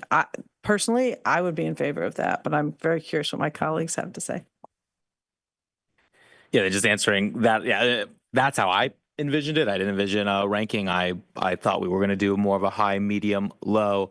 I think it'd be interesting to see within the high ranking, because right, each nonprofit is requesting a certain amount of money. Maybe within the high is the amount of nonprofits that fit within the allocated budget, or 80% of the allocated budget, and the medium can be somewhere in between, and the low is a clear recommendation of not. I appreciate Councilmember Liu. I think you kind of I think you articulated the challenges of doing this work, and I know one that I have struggled with when I did the his rep subcommittee and the CDBG. But at the end of the day, I think we do need to delineate and make some challenging decisions on the front end, because ultimately I think that while short term there might be some disappointments from nonprofits and all of us, I think long term it's going to be beneficial for everybody to have a clear set of expectations, knowing if this is a reasonable funding source. I'm also concerned too if we're allowing too much fudge factor. I don't want to fudge it all up, and my concern is kind of the politics that might come into this, right? Because all of our nonprofits are good, but we all have individual relationships with certain nonprofits and executive directors and others that we're going to develop over the years, and it's really easy for that to all come into this, and I don't want that to be, even though that's human nature. And I think the more we do have these standards, recognizing there being times where, right, like the two applicants here that missed the deadline by 15 minutes, I would not say, okay, you shouldn't be, we should just completely reject your application. So understanding things like that, but ultimately I think having those clear standards is going to be really helpful and just make our job easier.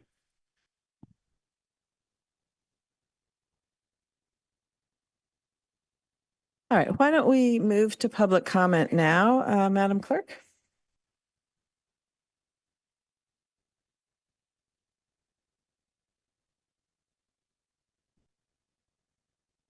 Oh. Chair Vinker, we have 11 requests 12 requests to speak. How much time would you like to allocate?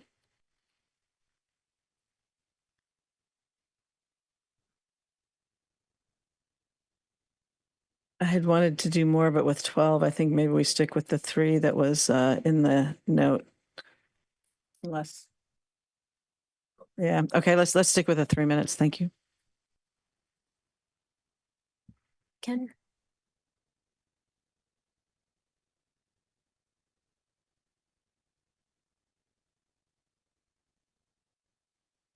Should note that when this comes to council, there will be public comment again, so. So other cities have dealt with this, and you probably know where I'm coming from. Berkeley decided to deal with it in 2014, and then Santa Cruz and Berkeley passed measures this past November for an ordinance. And so I think I'm not here to talk about this particular cycle, but I think long-term, we need a funding source that will fund these nonprofits. And we need to take it out of the hands of the council and the staff, and we can have a citizens advisory panel that would monitor this money. And so what I've proposed over a number of years is a sugar sweetened beverage tax, which would generate about $1.5 million and would deal with this on a long-term basis. So I'll continue to speak for this, and hopefully one day it will happen. Thank you.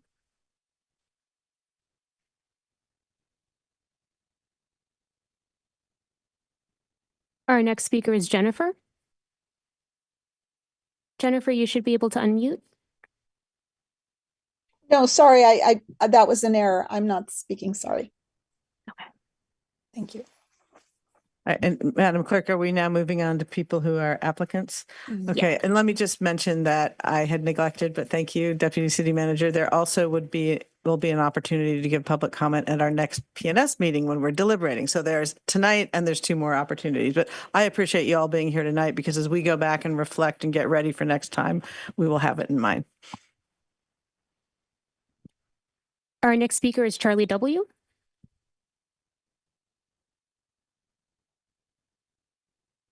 Yeah, we only have 3 minutes each, but if council members have questions for the applicants and we can fit it into that time, I would allow that here. Good evening. Charlie Wydans, tonight for the Palo Alto Chamber of Commerce Foundation. The Chamber Foundation is dedicated to education, leadership, and community engagement, and our grant application tonight is to continue supporting Third Thursday. Third Thursday is designed to bring the community together to connect, enjoy, and celebrate the spirit of California Avenue through the joy of music. Third Thursday features talented local artists showcasing a variety of music that reflects the diversity of the Bay Area. And beyond music, the event now offers a wide range of family-friendly themes in collaboration with our local nonprofits and community groups, inviting all ages to participate in educational, recreational activities, including arts and crafts, outdoor games, poetry readings, and more. This year, the event continued to focus on expanding activities to connect guests to new friends and introduce them to California Avenue businesses as new customers. Recent data from our studies show that there's an increase as much as 40% of visitors on a third Thursday versus other Thursdays in the month. Aiming to foster economic development on California Avenue, events are structured to encourage residents and visitors to dine, shop, and play locally. Our data also shows that Third Thursday attracts between 400 to as many as 900 visitors on a monthly basis, and 40% of those we see as being new to the event.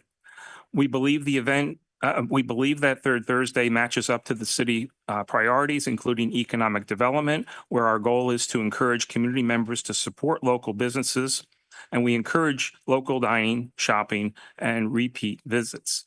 We also think it matches up to wellness and belonging. Third Thursday supports the community, creating a space where all visitors can connect, celebrate, and enjoy the unique atmosphere of California Avenue. And climate action. We've had themed activities this year, including Greening Up of Cal Ave, the Sustainability Fun Fair, where we've had nonprofits come out and help everyone learn easy, fun ways to live green. Our objective for 2025-26 continues to be to increase event attendance, encourage local dining and shopping to support the California Avenue businesses, and to find ways and opportunities to bring people back to dine and shop throughout the year, not just on Third Thursday. Thank you for your time. Thank you. In the last 30 seconds, anybody have a question? Okay. All right. Thank you. Our next speaker is Cheryl M. Welcome. Thank you. Okay, is the clock on? Hi, I'm Cheryl Marymount, and I am the CEO and founder of Musical Memories Foundation. So we are a brand new organization. So I just wanted to start with that. And I also wanted to let you know that I am about 12 miles away locally in Fremont. So I physically am located there.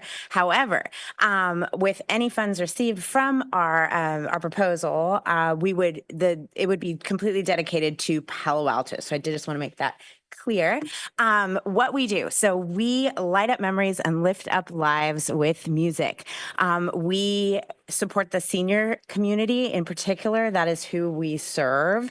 And so we have built programs to support seniors in terms of providing musical performance and programs for seniors. So that's active seniors, that's seniors in assisted living, and that's seniors in memory care as well. We have a specific focus on those in or experiencing dementia and Alzheimer's. We customize our programs to meet the needs of all of the seniors that we serve. So that is what makes us uniquely different. We are also a group of musicians, and so we are professional musicians that are serving the community in this way. So it's a little bit different than just a guitar or just playing a song. We are all professionals that are serving this community. So we have a total of 5 programs that we offer. But the 3 that I really wanted to focus on are the Musical Melodies program, which is our real flagship program. That's a performance program that is interactive and engages the community. Then we also have our workshops. So we develop workshops that are, again, like we have a Magic of Drums workshop that we're running currently. And then our 3rd is what we call our movement program. So with funds with this proposal, it would allow us to expand our programs and build a ukulele workshop along with a cardio drumming workshop to serve. Those are in particular for active seniors. I want to just mention that we also serve underserved seniors, so that is definitely a piece of what we do. But yes, I'm brand new. We just started in January of 2025, so I wanted to make sure that I left time for questions because we are so new, but definitely want to talk about the sustainability. Where do you typically perform or have these workshops? Yes, all over the Bay Area. So right now, What type of venues? Like at the senior centers yes, or other? At the senior centers, at the assisted living facilities, and at the memory care facilities. And then also we have a program that's in the works for community concerts. So would love to further that program. Great. I want to go to the cardio drumming personally. Okay. I think I'm going to allow that. Yeah. Good. Do you have any way that you are able to contact seniors living in like single family homes? Because I'm concerned about more the loneliness epidemic on those rather than those who might be living in senior care centers. Yes. So we also are launching a podcast right now that is encouraging any senior to participate. And we would love to interview them in their life experiences. We want to create a digital archive of seniors' stories to live on past a senior. So certainly we have that like avenue that is a broader outreach to like for any senior. But yes, I would say I don't currently partner or go into single family homes. I would love to figure out a way to do that or to open it up. Right now, I'm utilizing things like Facebook and Instagram and places where I think there might be some interest. But I'd love to further that as we grow. Thank you. Thank you.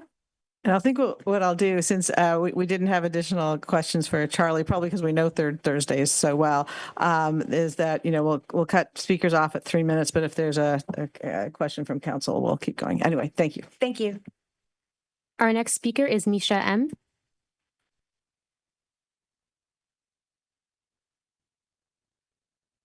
Good evening. I'm Misha Milojkovic. I'm here on behalf of UNAF, and I will focus on one thing tonight. Whenever allocating decisions are made regarding funds, there is only one question which is important. Is the money spent wisely? And as a CFO of UNAF, I've been faced with this question for over 28 years of our existence, so I know how important it is. And so I wanted to provide you with some reference points regarding this question when it comes to film festivals in cities about the size of Palo Alto. So I did some research, and then I, of course, did AI.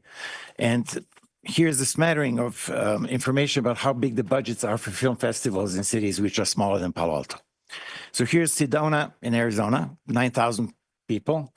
They spend $700,000 on the budget of their annual film festival. Then there is Muskogee in Oklahoma. I hope I'm pronouncing that right. 37,000 people. They spend $1 million.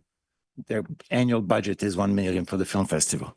Then if you look abroad, for instance, Spain, there's a city called Calella, population 19,000. They spend 500,000 euros, which is almost 600K annually for the film festival.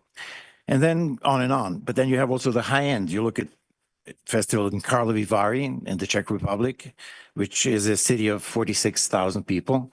They spend 8.5 million annually on their film festival.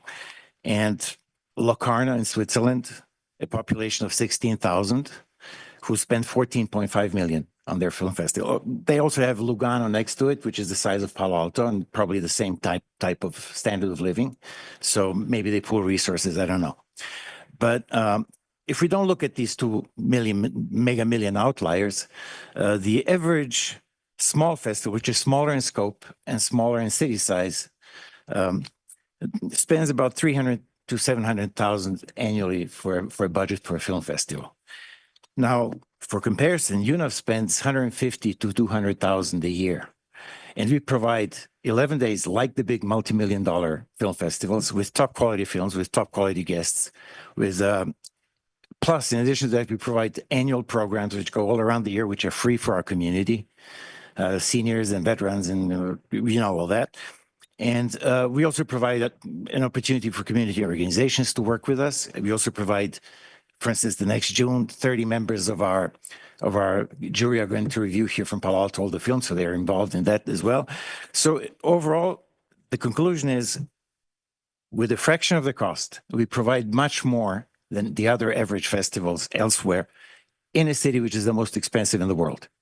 So in terms of money wise spent, I hope to reassure you that when you give us money, we really take care of how to stretch it as long as it can go, and hope that this will make your decision easier next time. Particularly. Thank you. Thank you. Your time is up. All right. Any questions? Thank you very much. Our next speaker is Nicole C.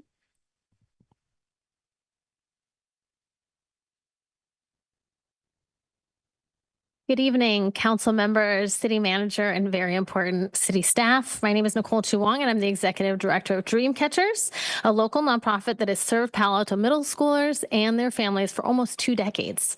At Dreamcatchers, we provide free after-school social emotional learning, academic support, and mentorship for students from low-income and historically underserved backgrounds. But we are more than just a tutoring program. We are a community hub that uplifts both students and families. Our work addresses academic gaps, yes, but also the systemic inequities that make it harder for low-income families to navigate school systems, access enrichment opportunities, and feel like full participants in the Palo Alto community. We engage parents through multilingual parent education, family events, resource connection, and two-way regular communication, making sure they are seen, heard, and supported. When parents are empowered, students thrive. That's how we break cycles, not just by raising test scores, but by strengthening families. We also provide meaningful, sustained service learning opportunities for Palo Alto high school students who serve as volunteer tutors and mentors. These students don't just help with homework, they build relationships, develop leadership skills, and learn what it means to invest in equity and community.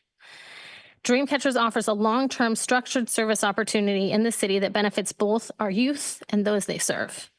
While we're proud to partner with PAUSD, the challenges we address extend beyond the school district's reach.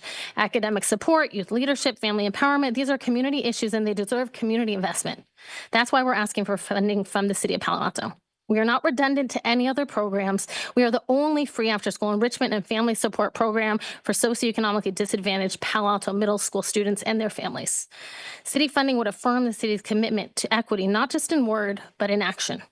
Supporting Dreamcatchers is a concrete step toward building a more inclusive, equitable Palo Alto, one where all families feel seen, heard, supported, and part of our community. Thank you for your time, your hard work, and your leadership. Thank you. I have a question. How does a student get enrolled in Dreamcatchers? It's really simple. They apply, and we do a lot of outreach to have them know how to apply. Outreach through the elementary schools, through different community groups, and our application supports 3 languages to make sure that all our families have access, and we offer support to walk families through applying. Thank you. Other question? Where does the tutoring take place? The tutoring takes place on campus at all 3 middle schools. And so that is part of our partnership with the school district, that they provide that space. Sorry, I just follow. Do they provide any funding? They do provide funding. That is correct. We have an MOU with the school district. It amounts to like less than $1,000 per student. And it costs over $5,000 per student for the academic year. Just to clarify, what is the total amount from the school district? The school district for this next year, their amount is $150,000. And how much per student will vary depending on how many students we're actually able to serve, which will be vastly determined by funding that we receive. And after this next year, the school district has already informed us that our funding will drop down to $128,250. And we'll have to build our way up and make a case to have it raise above that again. In other words, it was a temporary increase in funding. All right. Well, thank you very much. Thank you. Our next speaker is CEO Siua V. Welcome. Good evening, Chair Vinker, committee members, city staff, as well as those who are joining us present tonight and as well as remote. Before I begin my remarks, I just want to apologize. I made my remarks one day ahead at the city council meeting last That's night. fine. So I apologize for that, but I thank you for the opportunity to speak again regarding our nonprofit funding request application. My name is Yosi Wavea. I am the Communications and Engagement Manager at JobTrain, and I'm here to proudly represent JobTrain as well as our celebrating 60 years of transforming lives and turning potential into prosperity. Our organization was born out of the civil rights movement, rooted in the belief that everyone deserves the chance to reclaim their life from poverty and unemployment. So for 6 decades, we've helped individuals gain the skills and confidence needed to build sustainable careers in healthcare, technology, construction, and hospitality, and more right here in Silicon Valley.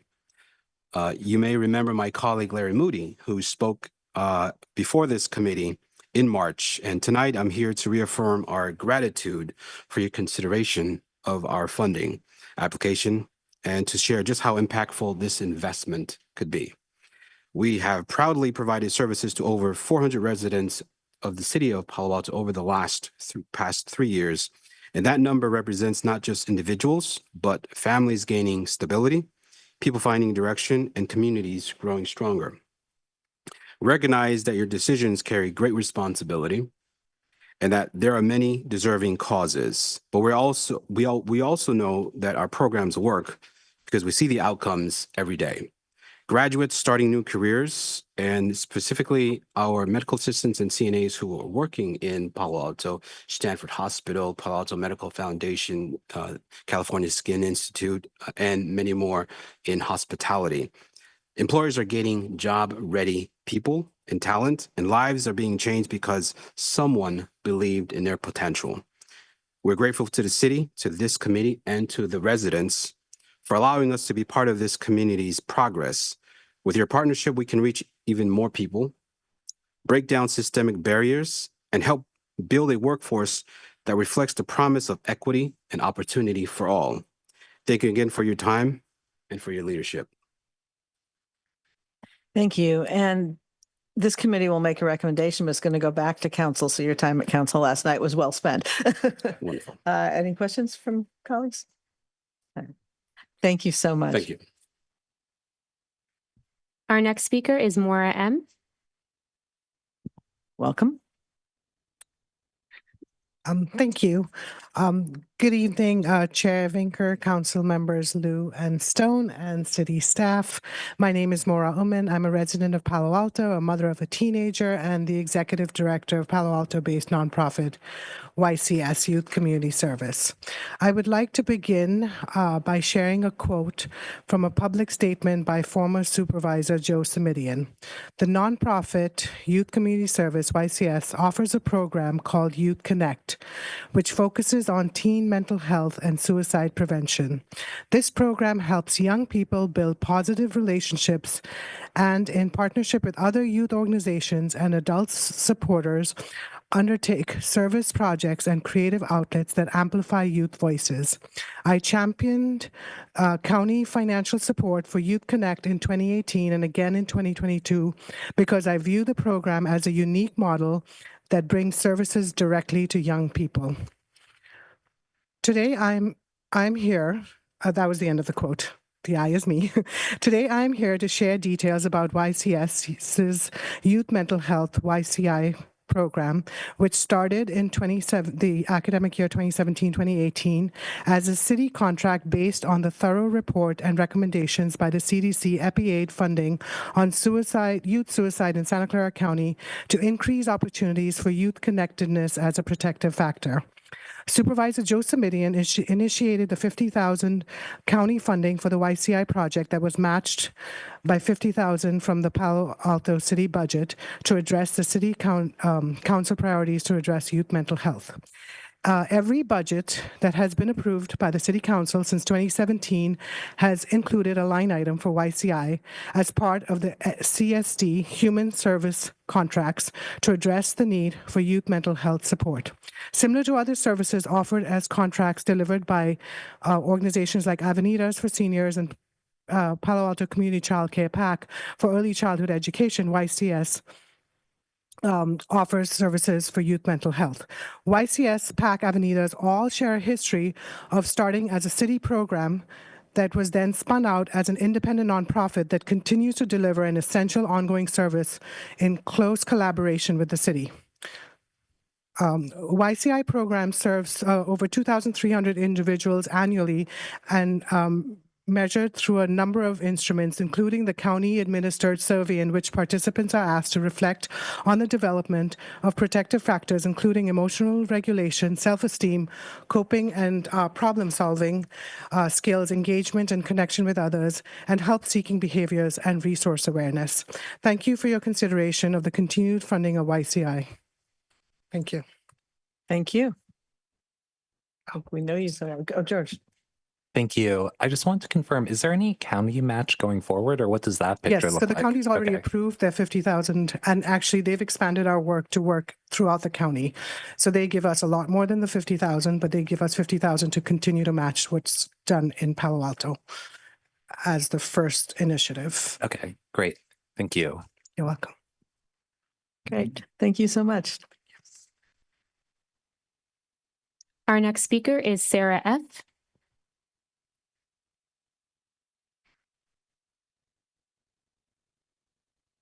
Sarah, you should be able to unmute yourself.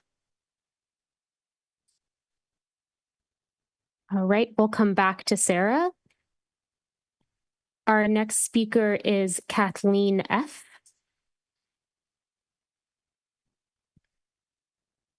Hi. Hi, this is Kathleen Foley Hughes. I'm the Executive Director of Ada's Cafe. Good evening, council members Vinker, Stone, and Liu, City Manager Shikata, Ms. Alamos, and the wonderful city staff. Thank you for your dedication to our city and to the many nonprofits that are doing such great work in Palo Alto. Ada's mission is to provide jobs, training, career development for our mission-based employees with disabilities. And we also, our mission is to bring diverse members of the community together in South Palo Alto specifically at the Mitchell Park Community Center.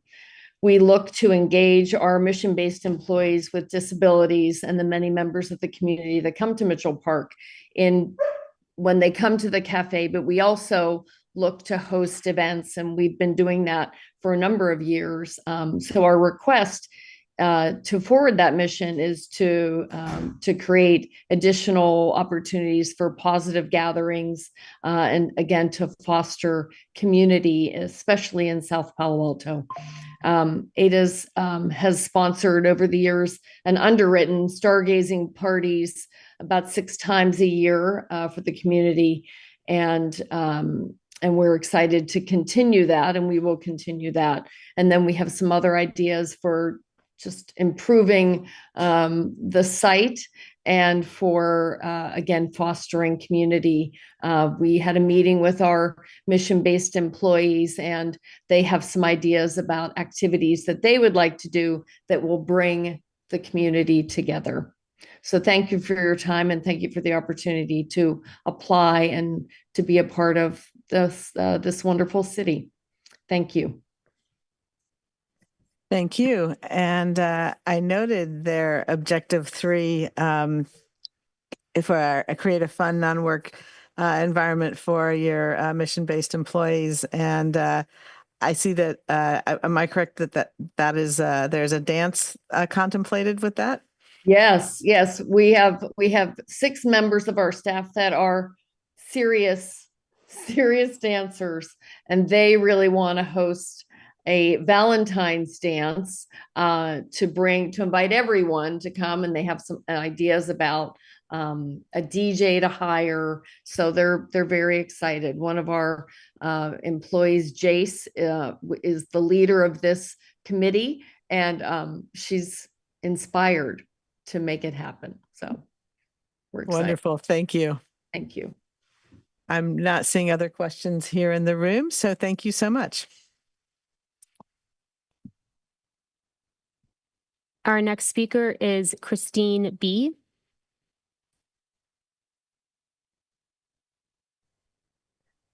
Hello, good evening, and thank you so much for having us. I'm Cristina Barajas, the marketing manager at Peninsula Healthcare Connection, located at the Opportunity Center here in Palo Alto.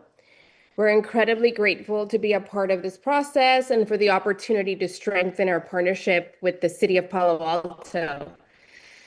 Just being considered alongside so many impactful organizations is an honor in itself. A heartfelt thank you to Mayor Ed Lowing. Your presence at our recent event with Sutter Health meant so much to our team and to the community we serve. It was powerful, it was personal, and it reminded us that a local leadership truly cares. At Peninsula Healthcare Connection, we're not just about delivering healthcare, we're about delivering hope, dignity, and connection to those who need it most, the unhoused, the chronically ill, and the most vulnerable members of the community. We meet people where they are across Santa Clara County and southern San Mateo County through backpack medicine, behavioral health, outreach services, primary medical care, comprehensive case management. This is wraparound care rooted in trust, delivered with compassion, and built for lasting impact. It's healthcare with heart. We are proud of the work that we do, and even more proud to be doing it with you. Our work at Peninsula Healthcare Connection directly aligns with the Palo Alto priorities, particularly advancing housing strategies that promote social and economic balance and enhancing public safety, wellness, and community belonging.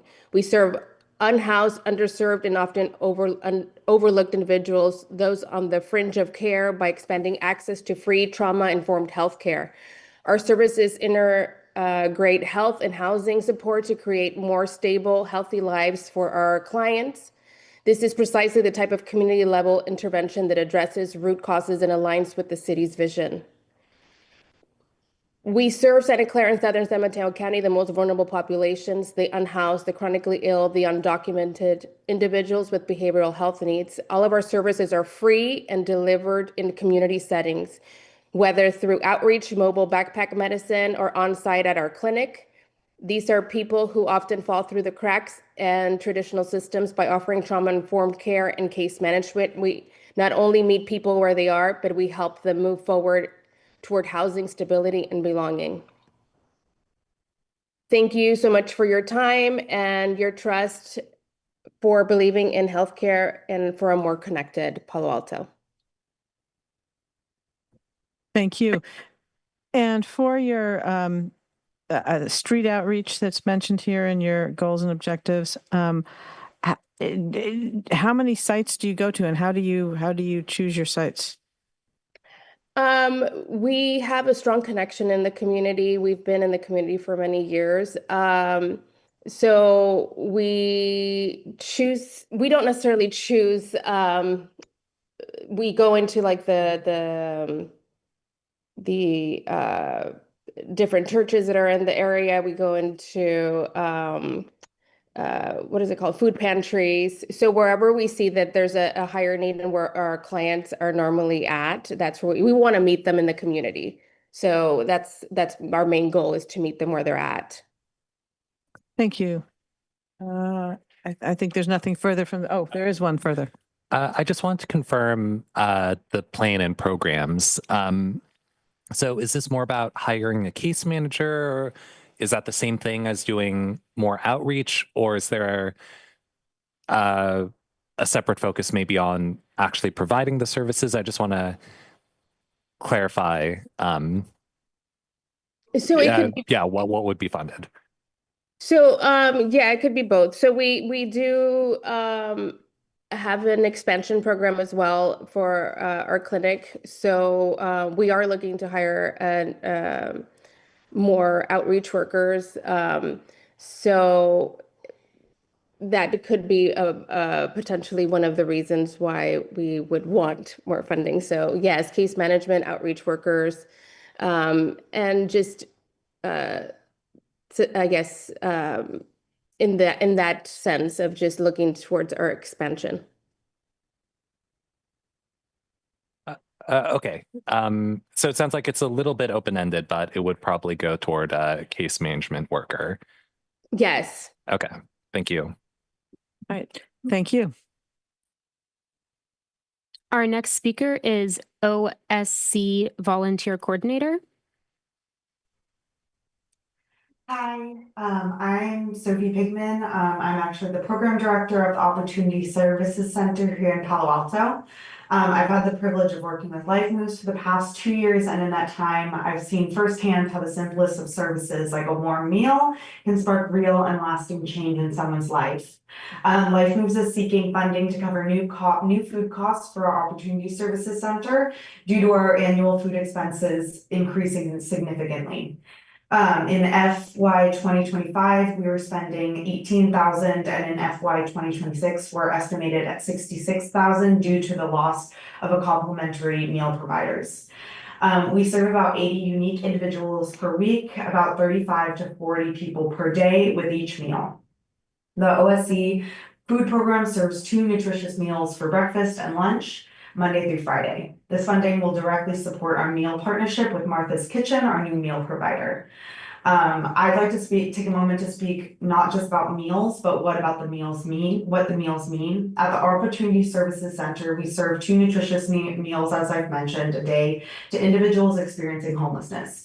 But these meals are far more than food. They are a gateway to healing, trust, and lasting change.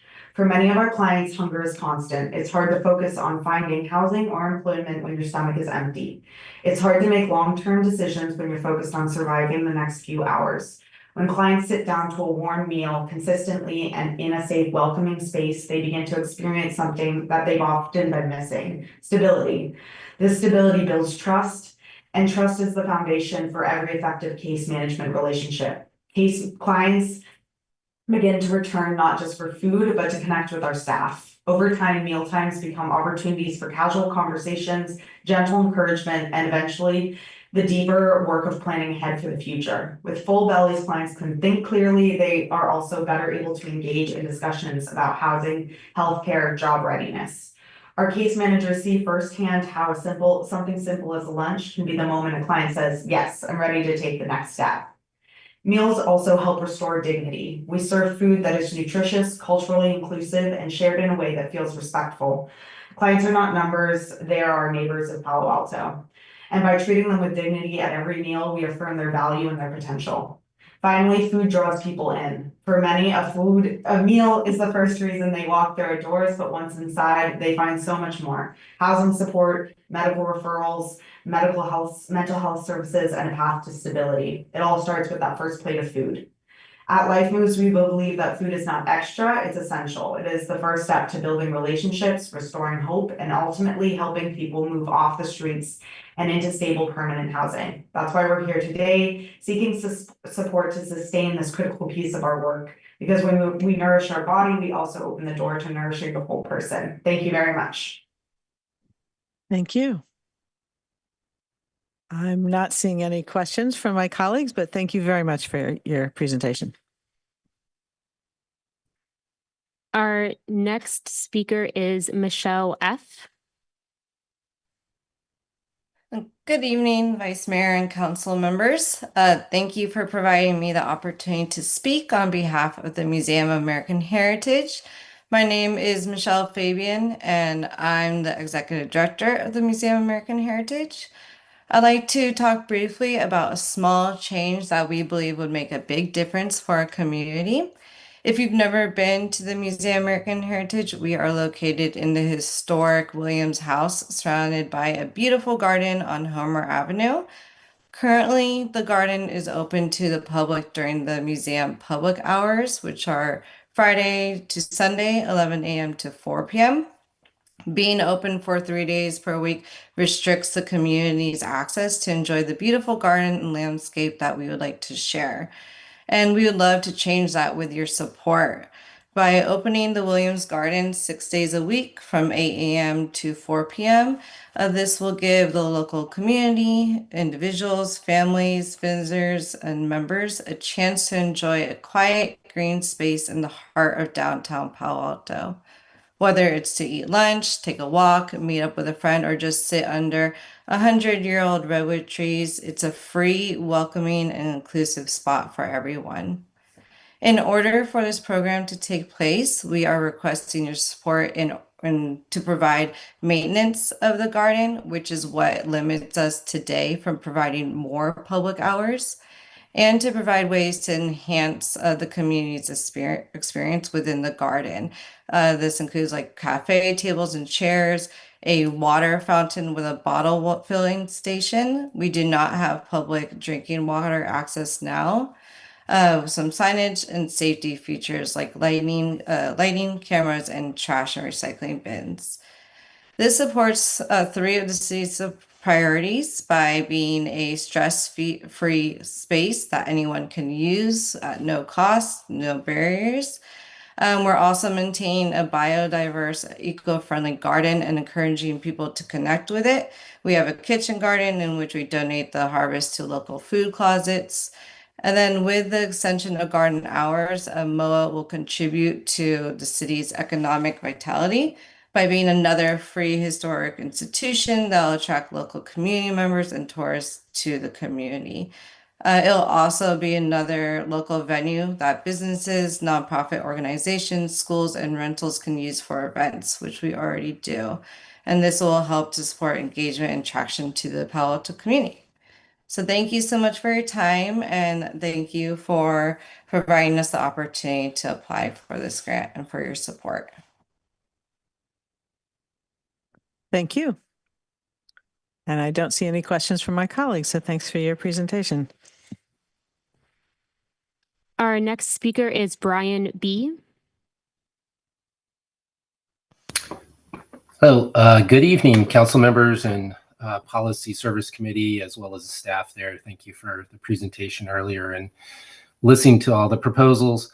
My name is Brian Baker, and I am the chair for fundraising for the Palo Alto Special Education PTA, SEPTA. As a newly chartered PTA, we began operating this year. We are a community-based PTA service serving children and youth with disabilities and their families across all school sites and age levels in Palo Alto. under the mission of California's state PTA, which is to positively impact the lives of children and families. We are here tonight to request the $5,000 grant to fund our social skills development program for children and youth with disabilities. In PAUSD, over 1,100 students receive special education services, many facing barriers to youth programs. Over the 30% of the students are Latino, highlighting a clear unmet need. Our program uses the structured peers curriculum and community-based buddy meetups to teach vital social skills and create real-world connections. These programs promote authentic peer engagement, self-confidence, and inclusion of neurodiverse youth. This initiative aligns directly with the city's commitment to nonprofit partnerships to enhance the community services and align with the council's priorities. And your 2025 council and the 2025 council priorities, particularly the youth well-being and equity inclusion. We aim to close the equity gap for students with disabilities and remove barriers for underserved families, collaborating with groups like Latinos in PAUSD. As a new PTA, we are just establishing our financial reserves. This grant is a foundational seed funding to pilot this critical program, demonstrating our capacity and build our track record. Supporting this program helps ensure all neurodiverse students can build friendships and thrive. You are helping us build a more inclusive Palo Alto for everyone. We urge the Policy and Service Committee to recommend approval for this grant. And I'll end there if there are any other follow-up questions. Thank you. Thank you. Any questions? Yeah, go ahead. So I'm not sure if I caught it. Do you receive any funding from PAUSD currently? We do not, no. So we'll be seeking kind of our own funding.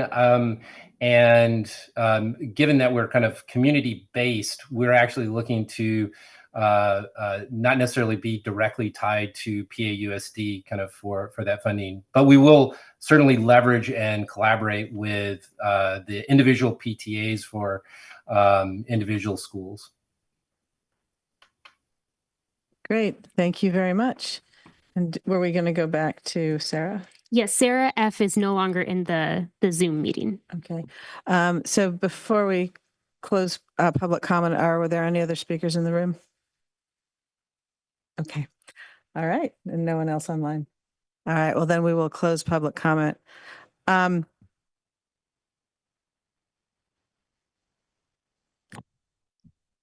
Just want to say a couple things. This is the best part of the job. So when I spoke earlier, I mean, you all are so inspiring and, so committed to sit here. I know your time is valuable. You can't make more of it. You are busy doing all these good works we've heard about. And it really means a lot that you would come and be here. And I have to tell you, it's inspiring. I mean, it really, I'll go home walking a little lighter. So thank you for that.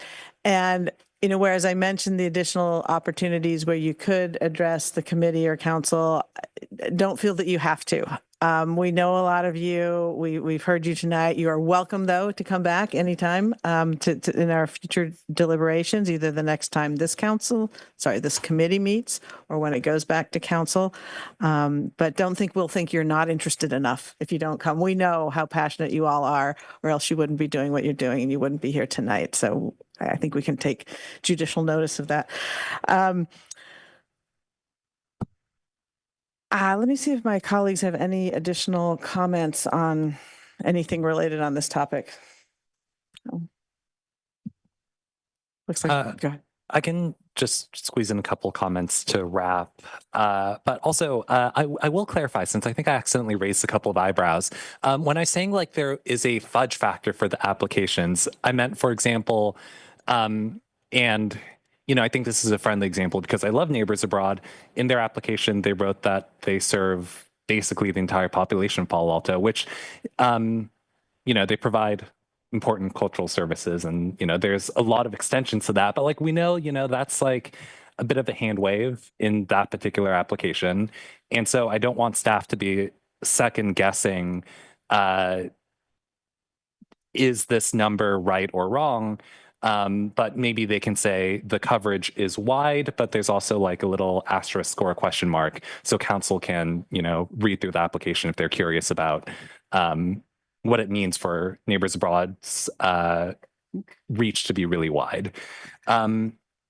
And I also said something about mental health in the school district, but like, to be clear, that example was about the Children's Health Council, where their application mentions a lot of PAUSD collaborations, but I wouldn't necessarily want to rule them out offhand just because they have mostly seemingly collaborated with PAUSD so far. So those are a couple of examples that I kind of dropped in a vague way, but I think it's probably better to explain it explicitly. I just want to confirm what the takeaways are. So we're going to do small, like low, medium, high style rankings, or not non-rankings for the 4 categories in the rubric. We're going to potentially have other categories about like incrementality or I'm not sure. Like, I think some other things came up. I'm not sure what the takeaway is. And then would we also have a like overall like small, low, medium, high, like an average of the categories? Like, I just want to get a clear picture of what the final outcome would look like, because by the time we see it on June 10th, there will not be a lot of time to make any changes before it goes to council. So. Also, well, perhaps before Lupita, you comment, let me also acknowledge on the time frame. In order to meet our normal timelines for your committee meeting, that I think we need to also confirm when that will happen. But if it were, well, irrespective, I think our plan is to get a packet out tomorrow. And so how to turn a takeaway from tonight's meeting into a document that goes out tomorrow, I think presents its own challenge. But just want to acknowledge that one option may be for us to be late on our report, which may make it more useful to you, but then we'll need to figure out the method of distribution. So Lupita, why don't you share your thoughts based on the committee's discussion?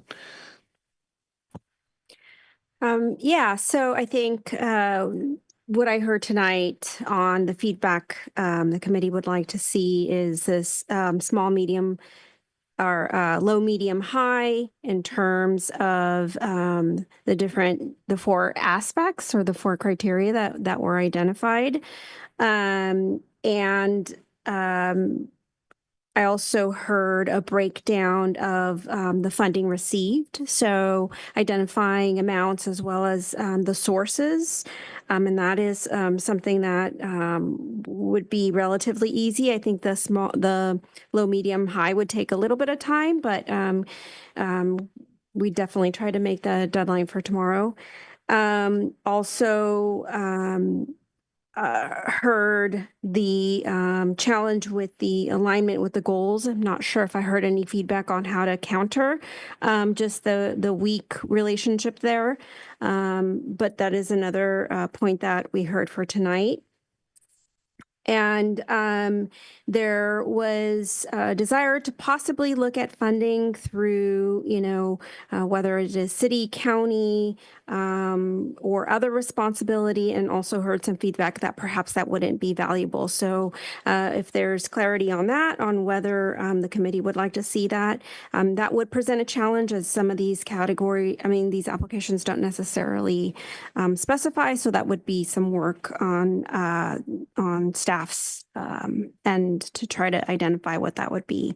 And those were kind of the more significant kind of feedback that I heard. Also redundancy. There's another one that I also pointed out here is wanting to see if there's a way to identify that in the applications and in the types of either services that they're wanting to fund. But certainly it could be easy to identify that when we're grouping categories of like services. We could look at that. Right. And perhaps just to comment on that, also understanding that the committee expressed a desire to not overcomplicate the evaluation, that I suspect not doing categories means we won't address the question of redundancy or overlap between either whether they be proposals or other services provided by others.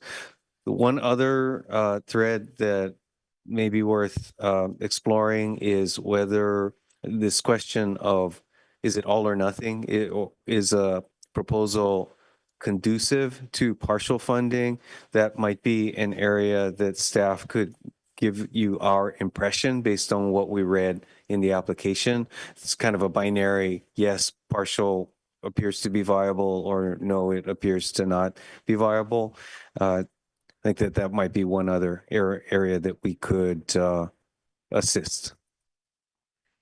Would this feedback be available to the public be such that if we guess wrong about the viability of partial funding, an applicant could show up and say, you guessed wrong? Absolutely. Okay. That would be our intent in releasing our evaluation early, so that anyone could take a look and let us know if our evaluation was not correct. Yeah, thank you, because I think that it would be a good question to ask next year, or if perhaps next year we have a more formal, baked in, question and answer. If we've learned from this that that's valuable, that could be something people would know that they would be asked and could address. But for this year, I think it would be interesting, but I also want to make sure we have an opportunity to be corrected if we blow it, since we didn't ask earlier. I'm sorry, George, did you have more? I was going to say more, but didn't mean to cut you off. Yeah, so I think it's better to do the low, medium, high. I don't know that we need an overall. I think that's kind of our job to figure out overall. The funding, yes, I would like to know that history. And the redundancy thing also is something that I think we can ask in future years on the application. Just, are you aware of similar services? Because they'll probably know better than we who else is in that space. But just because we're not doing categorization, I think if there's known redundancies, at least with city services, it's unlikely that people would be applying. But I think that would be something we would want to know. And I don't think that would be too hard for staff. If it was just a bandwidth thing, if there was something the city's already engaged in or has plans to or something, I think it's unlikely, but I would want to know if that were the case. That might be a comment that staff could provide on to the application. All right. Well, do you have what you need? Oh, sorry, George. Oh, the last comment I was going to say is that I think it's totally fine if there's a late staff report. So you're saying that we would want that staff report for the May 10th, or sorry, for the June 10th policy and services meeting tomorrow. Or wait, or you were saying the June 16th, right. Sorry, the June 16th overall council. Yeah, I think for the June 16th overall council, we should not feel compelled to have something available tomorrow. I think that just might be even more confusing if it's in the record and subject to change. I can try to clarify a little bit on the dates. One of them is in your future meetings discussion, which comes after this. Right now, you have a date of June 4th, where all three of the members of the committee are available to meet.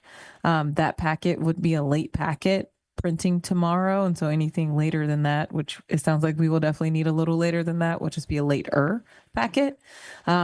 Also, if you were to do your June 10th meeting, that regular packet would print tomorrow. And so either way, we would need some flexibility around getting that packet to you. But your June 10th meeting, one of the committee members is unavailable to be present. So my understanding was you would prefer the June 4th meeting. And we would maybe need Friday or Monday realistically to get this material together. So you would have that about 3 days before the meeting if we got it to you on Monday, about 2.5 days maybe. And then for the council packet, just for clarification, the council meeting packet for June 16th will print next Thursday. So depending on your discussion, we would probably do a late packet for that council meeting agenda as well. That works for me. And also, I will plug that AI was incredibly useful in the analysis of this item for me, not in the sense that it could capture the intangibles of Palo Alto or the nonprofits here, but just in the sense that the applications, were in slightly different formats and in a very long file, and it was very useful to have that consolidated into a spreadsheet. So I'm just mentioning that on the public record so that I might be able to share that spreadsheet with other people here and with the public that is not making any judgment about these, but just laying things out in a common format that I believe is complete and accurate from the many places that I spot checked. Well, I find that quite interesting, but I think perhaps if you share that with staff and then if staff can kind of confirm that and finds it useful, I'd be happy to see it. And in terms of the timing, I think, yes, I think that all three of us should be here. And so I think that does leave us with June 4th as opposed to the 10th. And yeah, if we could have that such that at least, have it at least by Monday night so that Tuesday morning after council, we can pick it up because yeah, it tends to be a lot of preparation for council and but the next morning we could have all day, 2 days with it. So yeah, that would be great. Anything else for the good of the order or the committee or the city or all of those? Seeing none, I think we'll close out this item and thank you all. Now, did we handle our future meetings and agendas item? I think we just did. You did. I just will add one small piece that we won't put other items. There may only be one other item for this June 4th meeting. I anticipate that this nonprofits item will be pretty lengthy, and the June 4th meeting, actually, this is important for those back there, will start at 8 p.m. That is the time that was available for the committee. So it's a little later, and I think this is a robust enough item where probably we can limit it to this. But if we throw one more on, it would be the board and commission member onboarding item. But I think probably limiting it to one would be best. All right, I'm getting head shakes from Greer at least. Yes, no, I think we should endeavor to limit it. And if in fact there feels like there's some urgency around that, you and I can discuss how There's to. not. Okay. Then let's, I think we should limit it. This is important. And especially this year, we need to get it right or as right as we can. And we are learning. And so I think really focusing on this would be great. So we will do that 8 p.m. June 4th. And then just one more thing to clarify, there will not be a meeting on June 10th, correct? Probably not. Okay. I mean, I haven't talked to you again. Yeah, about we the haven't update talked about it. We have a lot on our P&S docket. We may need 2 meetings in August But yeah. realistically, but we can figure that out down the line. Yeah. Okay. So for the record, there will not be a meeting on June 10th. Maybe one later in June, but I would prefer not to. So let's try to avoid that. But let's talk. Not June 10th. All right. June 4th, 8 p.m. nonprofit item discussion. No June 10th meeting. Thank you. Yes. All right. Thank you. And with that, we are adjourned.